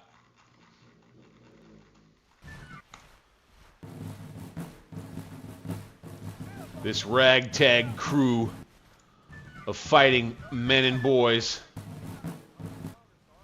makes its way to the main battlefront as this next fight is in the offing out here in Kentucky. Cool that we can link this into our campaign. I think there's a nice little story coming together about Gideon Pillow's exploits in 1861 continuing, but a lot rides on this battle, gentlemen, and there's Albert Sidney Johnson waiting in the wings. Albert Sidney Johnson, who was sidelined early in the war because he got outfoxed by McClellan out here near Bowling Green, no less. Albert Sidney Johnson is in his temporary home in Nashville. He's just keeping it. He's keeping an ear on the telegraph, right? He still gets access. He's got guys inside Pillow's army who are keeping an eye out for him.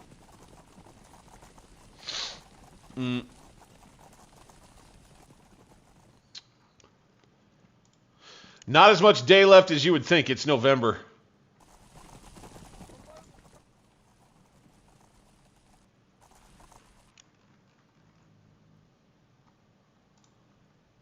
Don't forget it's November. All right, here we are. I think there's somebody I saw in the chat talk about how, dude, don't take it so easy on the AI. Just clobber him this time.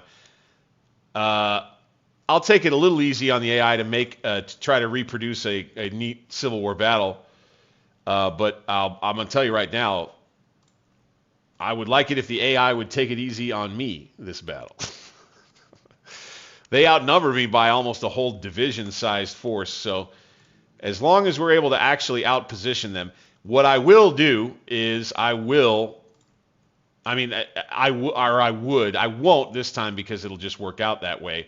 It'll be nighttime and the AI will be able to redeploy.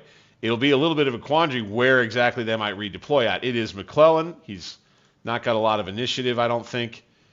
He has been on the losing end of a lot of fights out here, too, and so I imagine his stats haven't been going up a whole lot. So we'll just have to see how that all plays out. But they will have a chance to redeploy. And the AI redeployment can always get a little interesting. Little interesting. Mm.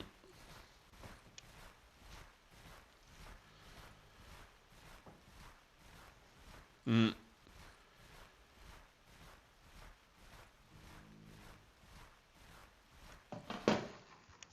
Let's do this. Yeah, Hayes to Davidson. Boom. Go ahead. And then I might even move him forward to a position on this fence, but that'll be maybe where he stops. Because, again, we need him to keep an eye out on this right flank more so than anything to alert us to when the enemy's flanking force comes on. Now, there's every chance that maybe it comes on from here, but I think that their other force is going to be coming on from over here. What I would love is if that happens, so they'll be a little out of position over there, right? What's going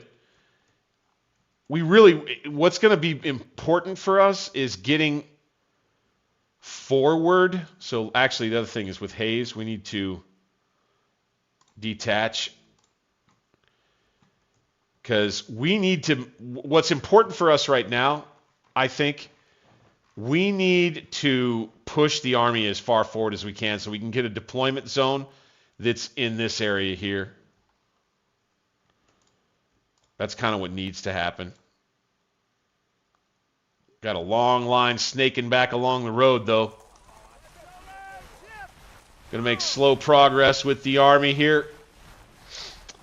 Try to file the troops forward to a useful battle line position.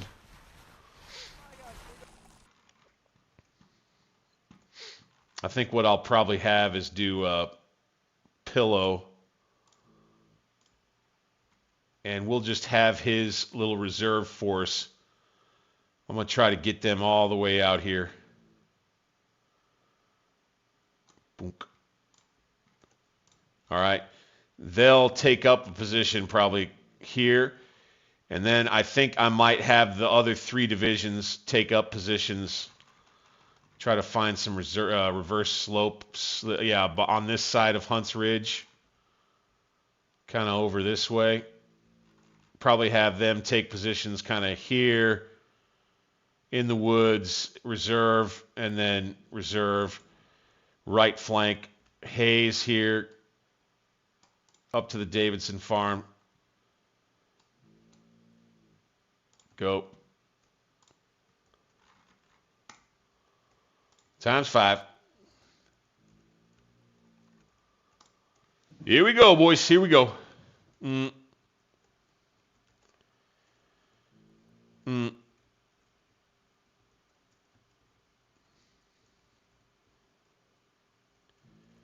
Helica, hey, man. Have a good one tonight. Appreciate you being in here for as long as you could be. Night, dude. Love having you in, man.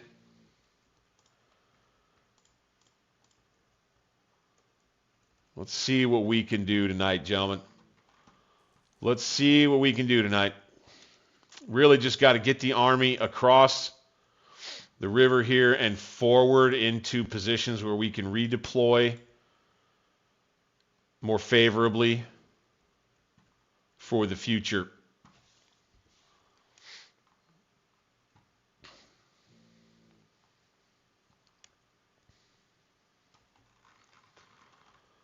I'm starting to have my doubts. I think it gets, I think official nightfall is at 1900 in November.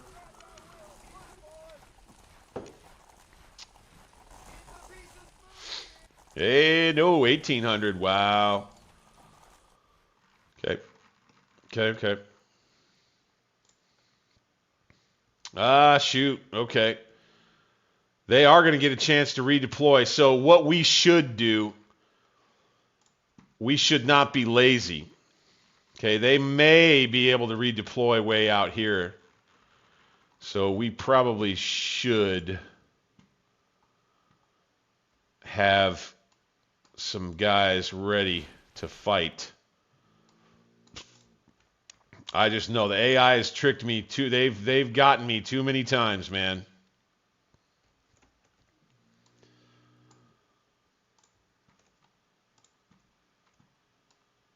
Like, we'll just say that we got ourselves formed up in this area here for starters. Zollicoffer. We'll say that he got out here off of this trail.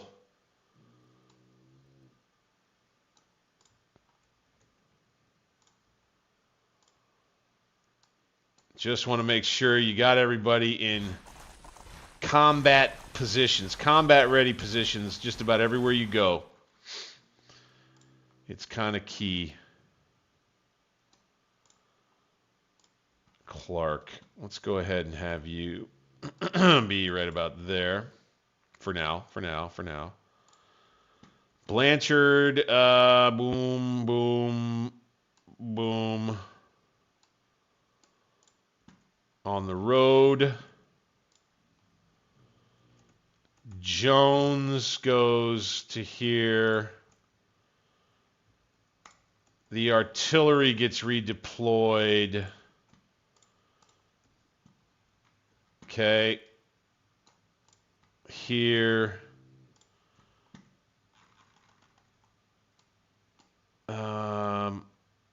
Nope. Nope. Okay, that's flawed, I think. Yeah, okay, we can see out there real well. Good. Bring them there for now. Detailed deployments, gentlemen. Got to keep with this. 0700 the following day.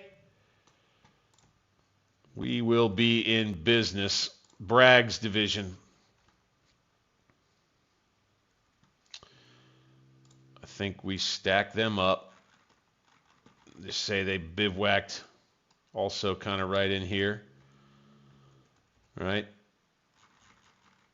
We'll just have everybody kind of stuffed in the area here. This will be kind of the de facto flank guard from Zollicoffer out here. Right? Dunk. Plenty of troops. We're anchored against the river. You know, feels realistic enough for me. Pillow comes forward, gets across to that farmhouse. We got a new battery right here that moves ahead to anchor this position on the line. And that's what we'll have right there, with then the likely Union advance from over this way. For me, I believe it's going to be a race to this trail and these stone walls for me. I want those pretty bad. And then we'll have, I think, Zollicoffer improvise a new line initially against this. Back to these orchards. We got to be ready to get attacked here is what I'm saying. I believe that they're going to sense the numerical advantage.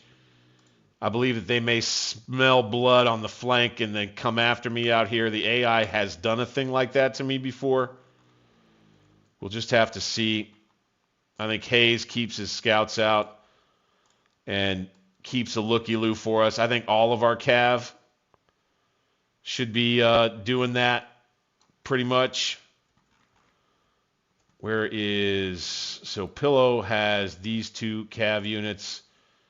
And then we have one with Bragg. I'd say Bragg's cav can go with his division. That's fine. All right.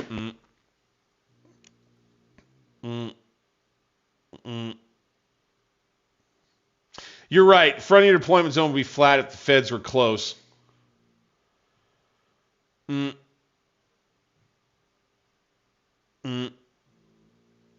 So, yeah, I think you're right. I think you're right about that.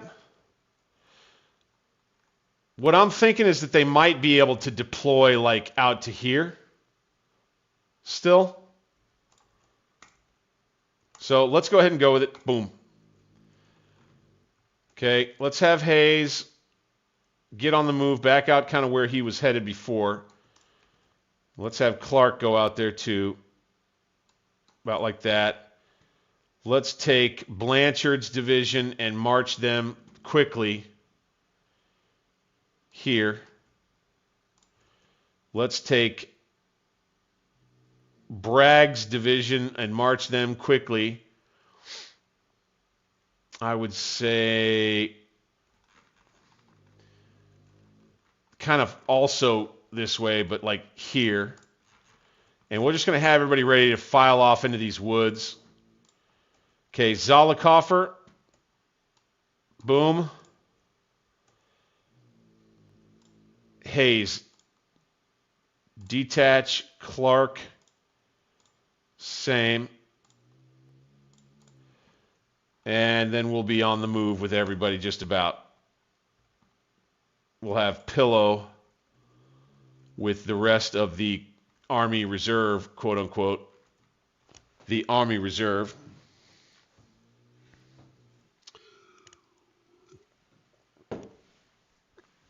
Positioned right over here.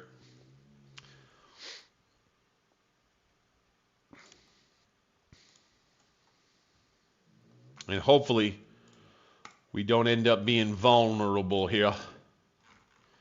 We shall see. Okay, we're getting a courier out to detach these guys. Here he comes.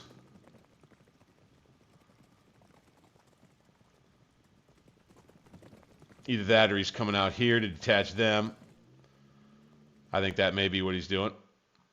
Got another courier coming out here to detach them, so we got to wait for those orders to go in. And then we'll grab Pillow and order his little reserve force to take up our assigned position there. I always advance pretty cautiously, guys. Have to bear with me a little bit. Always there. Okay, they're detached.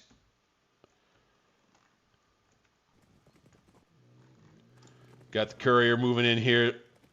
Get them detached. It's 07:15 now.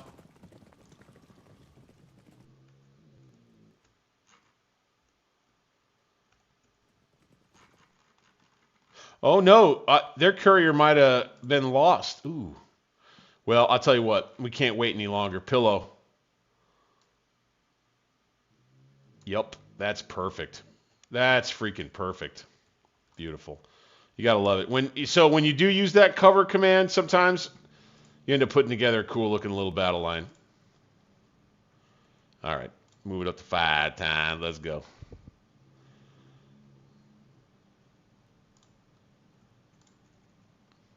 Still don't see the Yanks yet. That tells me they're going to be around here somewhere. I bet. So they've already got the other army on from somewhere over here. They would be smart to march it over here and link up.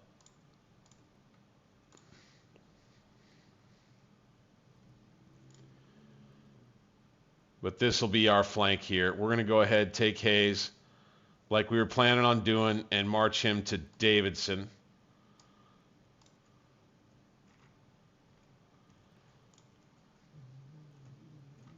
We're going to get some skirmishers out front of the marching column.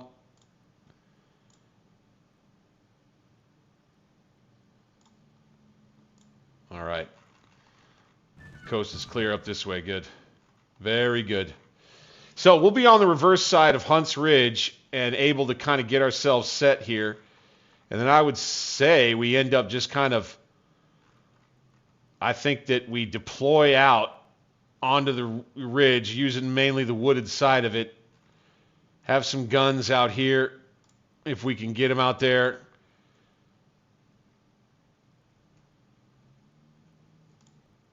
Again, it's just, I think it would be better for us to be in these woods.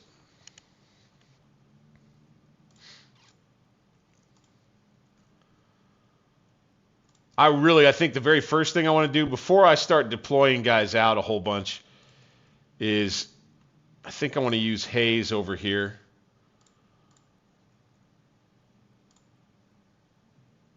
Let's use him and see if we can let's jump into here. See what we can see from right there. All right. Let's have a picket line push out to the wall at the very least. Zollicoffer will stay put for the time being. I think, yeah, maybe Battle of Hunt's Ridge is what we'll have here. Kind of a cool piece of terrain.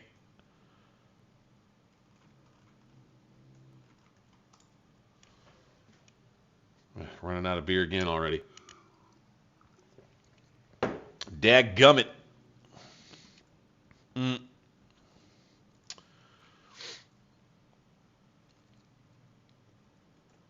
Okay. We see part of their line here. Okay. So they're kind of refusing the flank back this way.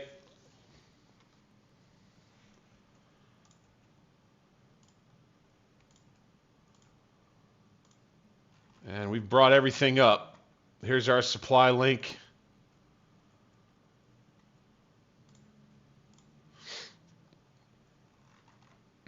Oh, they got more back here.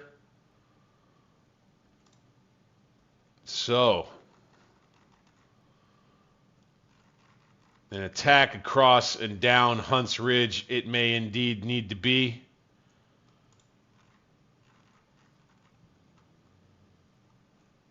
Let's go ahead and take a little closer peek over here.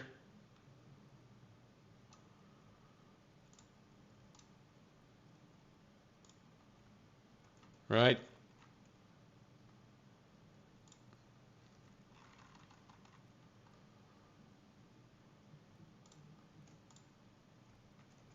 We're going to have to let a lot of these troops rest here.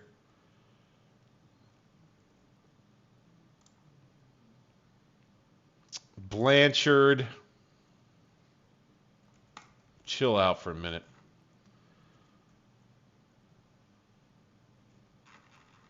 I'll tell you what, let's have Blanchard. Let's have his cannons detach. Let's do the same with Bragg's guns. I always like to micro the cannons. We'll let Zollicoffer keep his. I don't love this advancing across this open area here.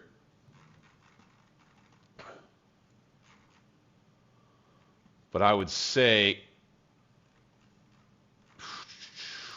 yeah, I just don't love. I feel like we could get away with it. We could get away with it. We wouldn't be totally unseen. It would be a nice distraction. So why don't we take Zollicoffer? Why don't we just bring him out here? Right? And we'll get him thinking. Okay, and then let's take Blanchard minus his 2 gun batteries here. Let's go ahead, let's get into a line. And then we're going to run him out to the reverse side of the ridge right out here, kind of on this side of the road. Bragg will kind of come up behind him closer to this wall. Get this flank set up over here with Pillow. And I would say Pillow's going to have to set up a headquarters. This is an RP move I usually do.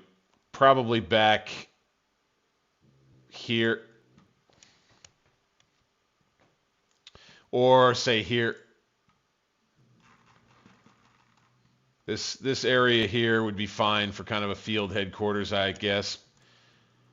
Now Blanchard's in line. Right.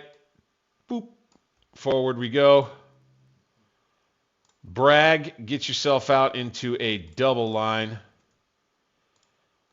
We're going to have Armistead's cannons just get themselves forward to here for now, and then also onto the, well, no. Here, the other side of the road for now. Bragg shifting into double line, and then we'll push him to here. Very good, very good.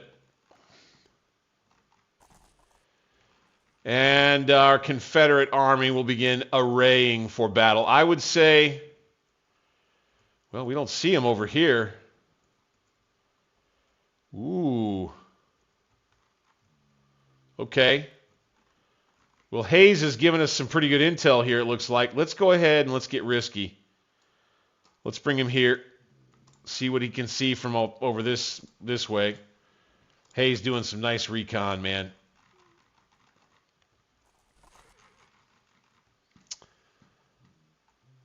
I would say part of the slope at Hunt's Ridge right here this is a great spot for a nice little grand battery. I think we take much of the Army's reserve artillery and we go ahead. We get it set. We're going to go limber up and let's just get ready on the reverse side of the slope. Okay. 6-pound field guns, fine. We'll just have 4 batteries ready to roll up to this side of the ridge. We're going to make sure these guys stay silent out here.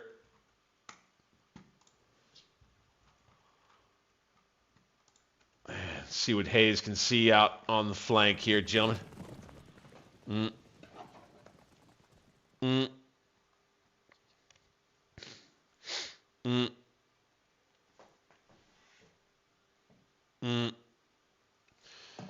I think there will be about a 1 p.m. or so attack coming here. Here you go. You got them kind of crisscrossed. I think they've got both of their armies here. You got one that's kind of like this, and then you got one that's kind of like this. Yep, I think that's what's going on. Okay.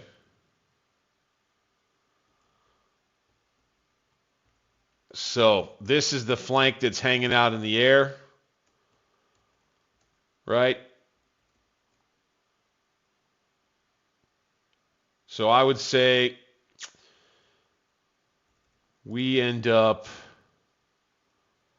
redeploying a bit. The problem is we do not have a good, we could march the army, like the whole thing, get back on the road and march down around this way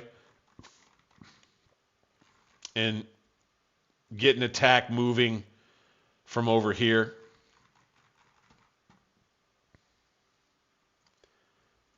Ooh, look at the weather. The weather's kind of turning a little bit.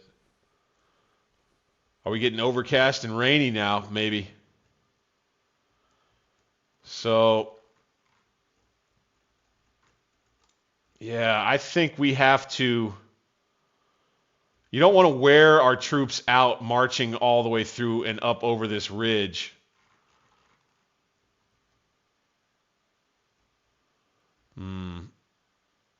Interesting. I don't know. What do you guys think?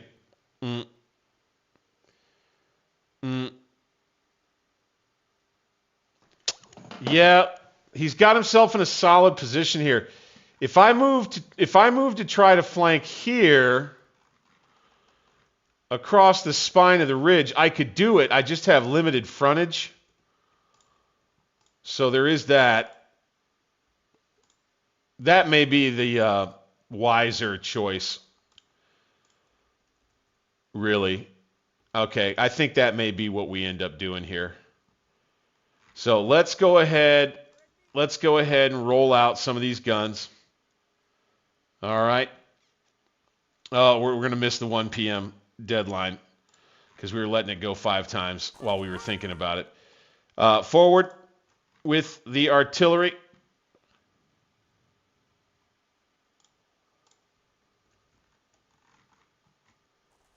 Kind of aligning off of this tree right here.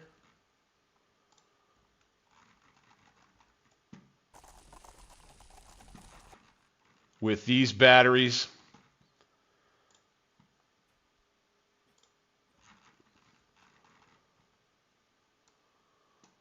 Like that. Okay, I'm going to have Blanchard, and I changed my mind here. We're going to have him just come to here. All right. Bragg is going to come up behind him just to here. Zollicoffer on that fence line like you're talking about, only we need to make sure they're worried about cover again and then get on it just like that. Okay.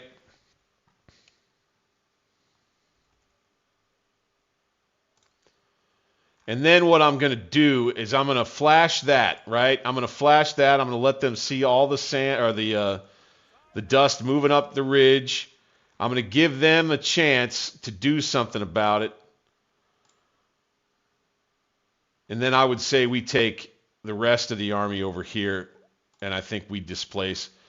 Let's go ahead and we'll have them just put themselves back together right up in here, have these guns there. These guns will stay here as a flank guard. Hayes will come back as a flank guard with those guns, kind of boom right here.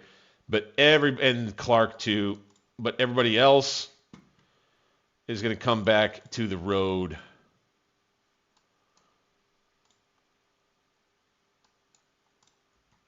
That way we've got the army. So the army is going to be positioned more shaded over this way.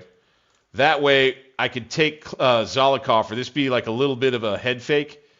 And we bring him here, and then we run him around the flank and try to schedule an attack maybe for late day for starters. Ooh, we got some overcast weather building in, gentlemen. Holy smokes.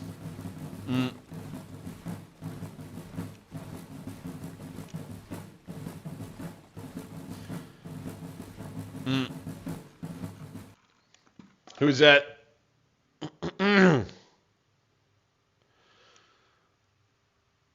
Yeah, I don't feel comfortable.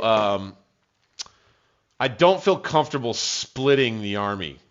Oftentimes, I'm not somebody who will, and that's kind of that's kind of a role-playing thing. I'm not somebody who will just willy-nilly take half of my army and march it around this way, and take the other half of the army and march it around this way. They didn't really like doing that in history so much.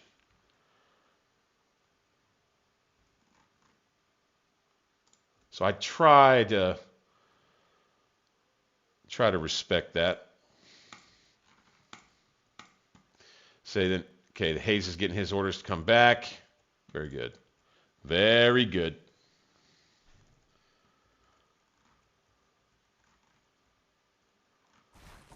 Here we come, boys. Yeah, we see you. You see us now. I don't think our 6-pounders will be close enough. But we will have a gloomy, overcast day to fight. Interesting. Interesting indeed. Let's go ahead and bring these skirmishers back in. We'll go ahead and redeploy a skirmish line out front of our formation here. After we get reset once again, then I think we will kind of begin. Oh. Okay, I think that they're just going to reposition right here, maybe a little further back. I think they're maybe just wheeling their line a little bit. Okay. Let's have these cav kind of link everything together right here along the line. Good. Yeah, and that's one thing that I have always loved about Grand Tactician. I talk about this one all the time, is while the battles themselves and the AI, these things that are frustrating, right? The implications of each and every battle in game are always a whole lot of fun, right? Part of what I love about the game. So it looks to me like they may be coming at us here. They may want to try to dominate this main terrain feature. So let's go ahead and let's get some skirmishers out front from these brigades of Blanchard's division. Okay, Bragg will be getting himself set. And maybe indeed we'll have ourselves a battle over Hunt's Ridge itself. I mean, that would be smart for them to fight over. It's worth putting up a fight over, that's for sure.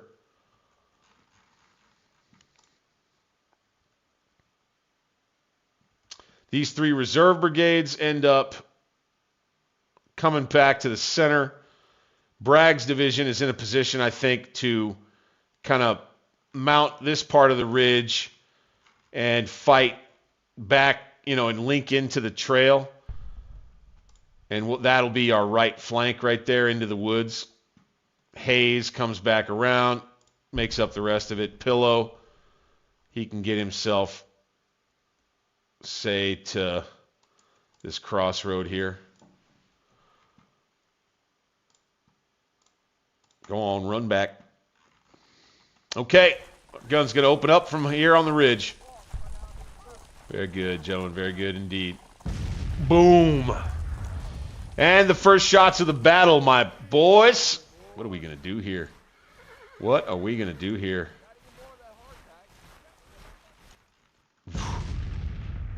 Could be looking for trouble.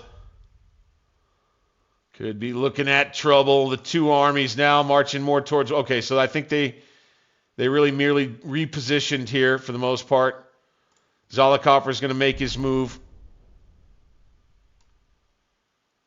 Boom. Anderson's brigade and their plains rifles is going to come over here. We're going to guard these guns with those plains rifles. This cav is going to dismount.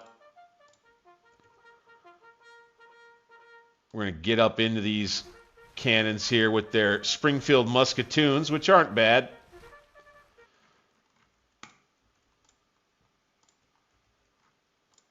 Very good, very good. And boys and girls, we're going to have ourselves a pitched battle.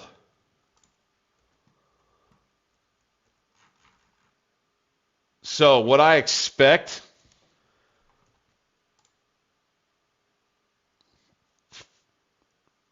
No. See, I don't like it. I don't like it. All that's going to do is it's going to move him. He's just going to be out of position. I'll literally just, at this point, because if I move him around here, they'll just rush forward with their whole army, and I'll be way the heck over here with Zollicoffer, unable to really help out. So I would say at this stage... We're still kind of feeling each other out right here. A little bit.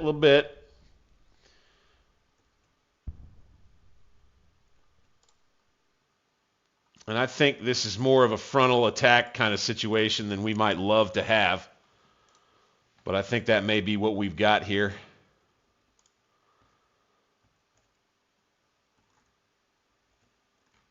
Let's go ahead and let's get on the reverse side of the ridge with Blanchard.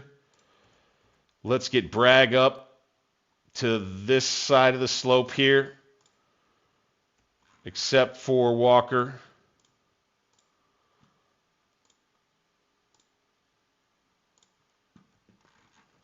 Hopefully he won't go too far. All right, Zollicoffer stopped.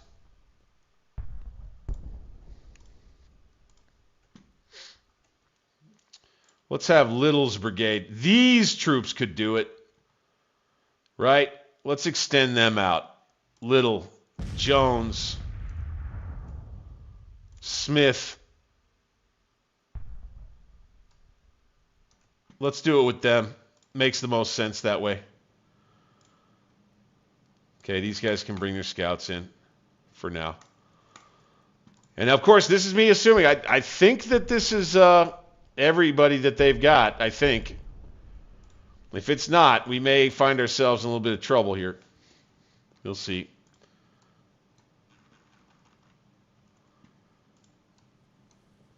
No. Stop.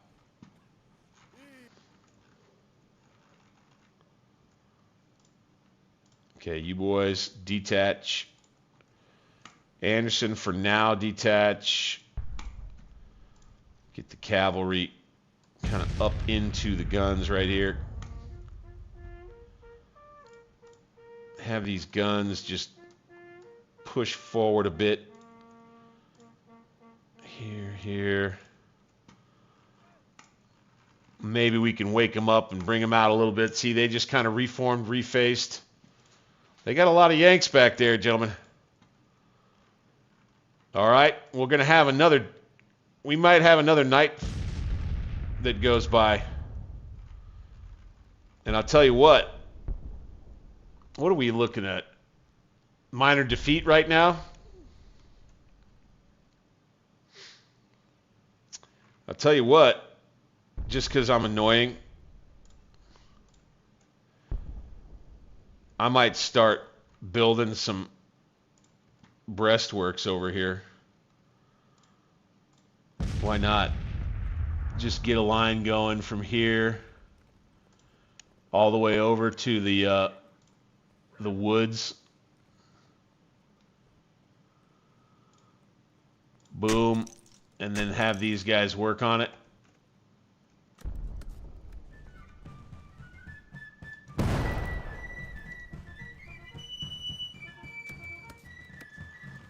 Boom. Okay. Do it again in the woods here after we get up top of the ridge. You know, I'm going to play by the terrain. They can keep that victory location if they'd like. I'm going to play by the terrain.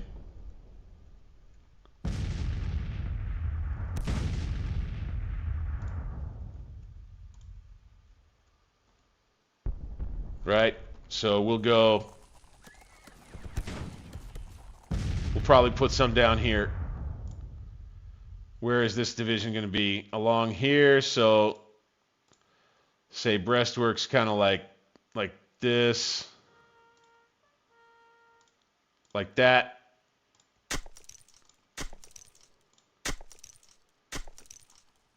And we'll have these guys working on them. If they'll do it. Yep. These fellas. And these fellas here. Boom, boom, boom. Let's dig those. If they're going to let us, then, you know, fine.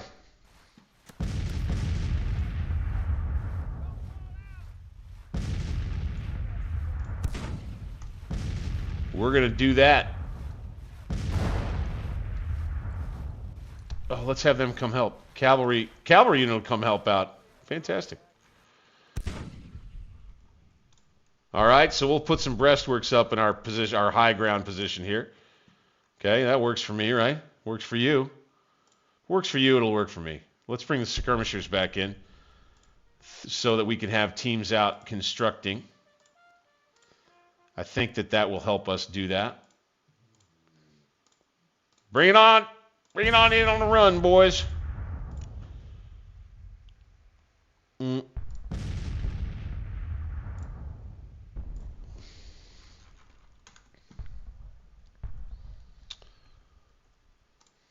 Mm.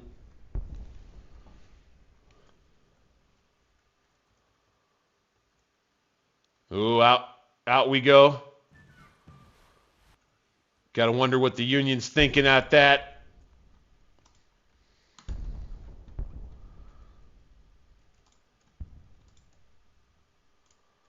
Hayes, come on over here. Shoop's cannons. Let's bring them out to here. Walker's cannons. Let's bring them in an advanced position out to here.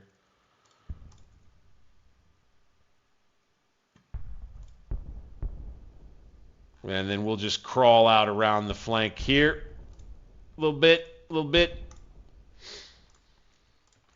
Then we got Pillow, who will transfer himself kind of over to this cross. Right there. Mm.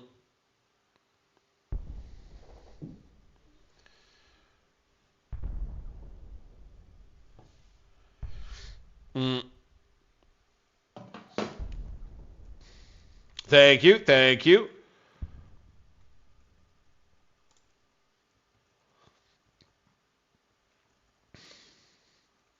So yeah, I would say we do. I think we finish this line of entrenchments as soon as we can. We're coming up on afternoon time here.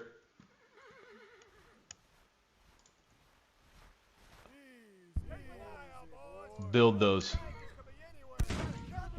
Yep, okay, we're constructing. Very good. Cannons are going to keep firing. We'll bring these cannons forward up against the barrier there. All right.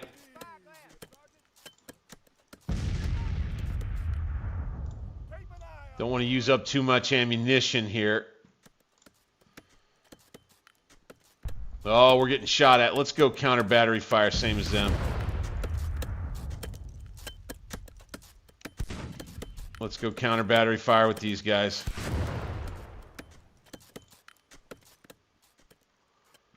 It'd be interesting. So, not sure what kind of guns they've got. Not sure where they have their... Oh, here we go. All right, so they got brass guns. Those look like they're probably smoothbores right there.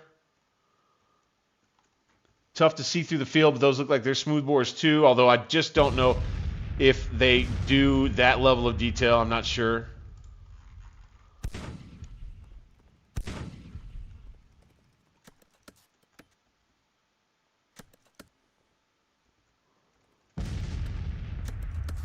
Okay, we got units busy building. Units busy building here. And more constructing here. Good.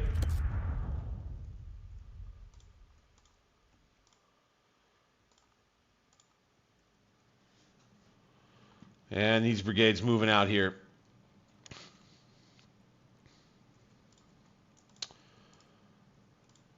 Fantastic, gentlemen.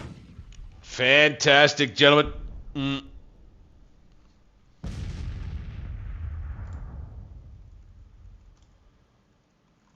Well, just having entrenchments all across here would be fine with me. You know, just put them all through here.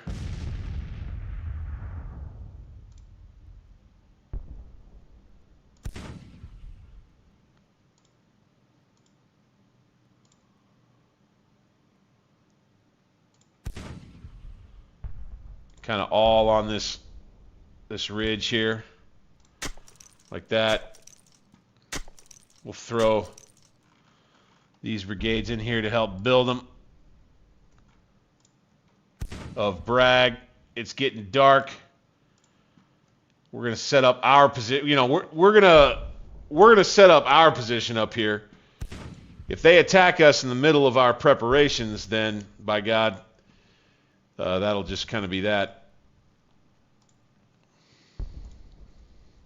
We're building. Good.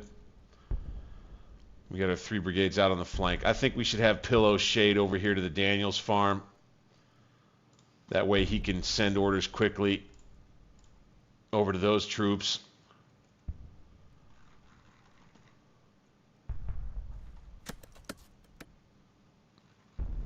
We didn't really get on the other side of the slope here, but I don't know. It works. It'll probably work fine. Okay. Can Hayes build too? Okay.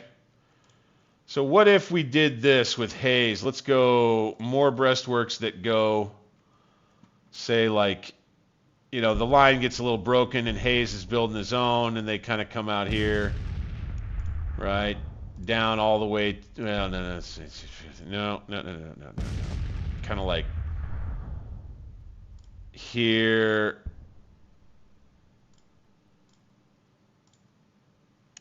Kind of down around here like that. Have Hayes come up here and work on them. Uh-oh. Do they have to be dismounted? Yes, okay. So they'll come over here and they'll get started working on them. And we'll put ourselves together a little manufactured defensive position up on Hunt's Ridge. Troops out on the flank.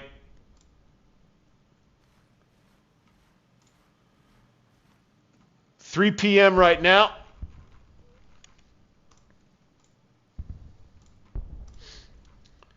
As we put this thing together.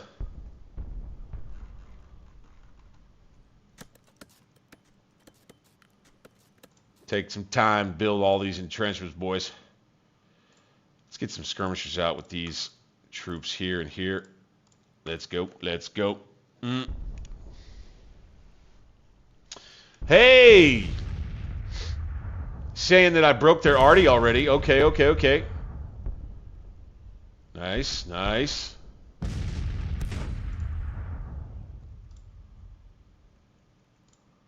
I like that. I like that. What if these boys came over here? I guess they'll all stack up and do what they do right there.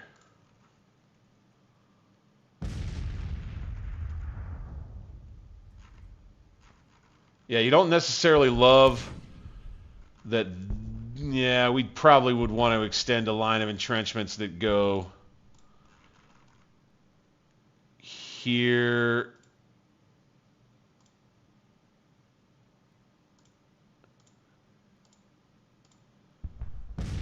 Like that. Along Hunt's Ridge right there. We'll see if Clark can. I think he can. Let's dismount him. And let's put him to work on those. See, here they come. Okay. That's right. They don't want to let us do this thing up here. No, sir. Looks like they're going to make a move on our center on the ridge, boys. We'll have one brigade continuing to work on that, but we need to pull Bonham back, and we need to pull Posey back, and we'll let the one brigade continue working. And Bragg will need to come back over here to his command. We're going to get Blanchard on a rally. Bring him up close. We'll be behind some makeshift breastworks with these troops. These, I think, need to kind of scoot down a bit. These are going forward to here. These boys probably stop building for now. Get some skirmishers out. Same here. Going to change this up a little bit. Change this up just a little bit, gentlemen. And of course, you know, they may just be repositioning here. We shall see. Let's have Anderson switch sides.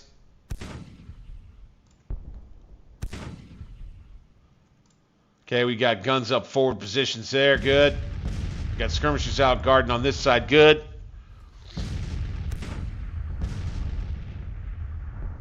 I'm willing to let them come at me on this side. I am. Let's have these guns pull away from here and go here for now. Let's have these guns scoochy. Oof. Okay, yeah, they're getting hit by other artillery, right? Counter battery. And let's go back to fire at will here. Let's go back to fire at will here. Let's double time it with Anderson. Go, go, go. And they're coming at me indeed up here on Hunt's Ridge. Okay, I like the beginning of this fight.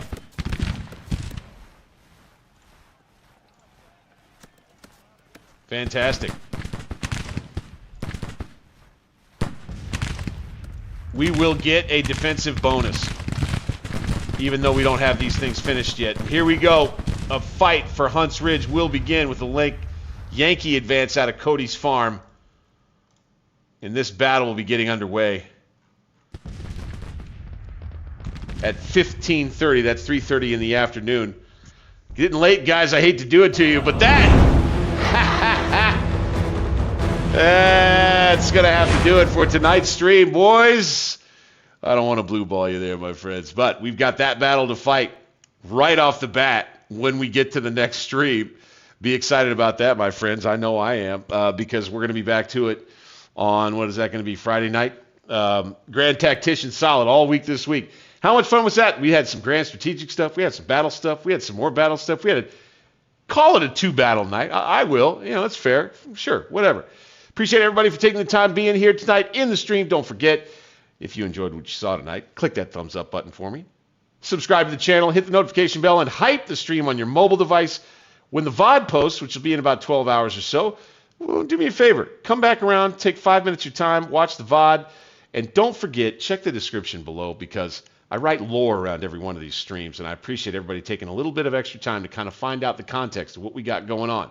Plus, there's links to become a member of the channel for as little as $2 or $5 a month at recruit and veteran levels, respectively. A little more access at that $5 a month level. We've got new members joining every single week. Again, I am Bank60s, your humble and gracious player host here at Alternate History Gaming, and I will see you on the next one. Later, guys.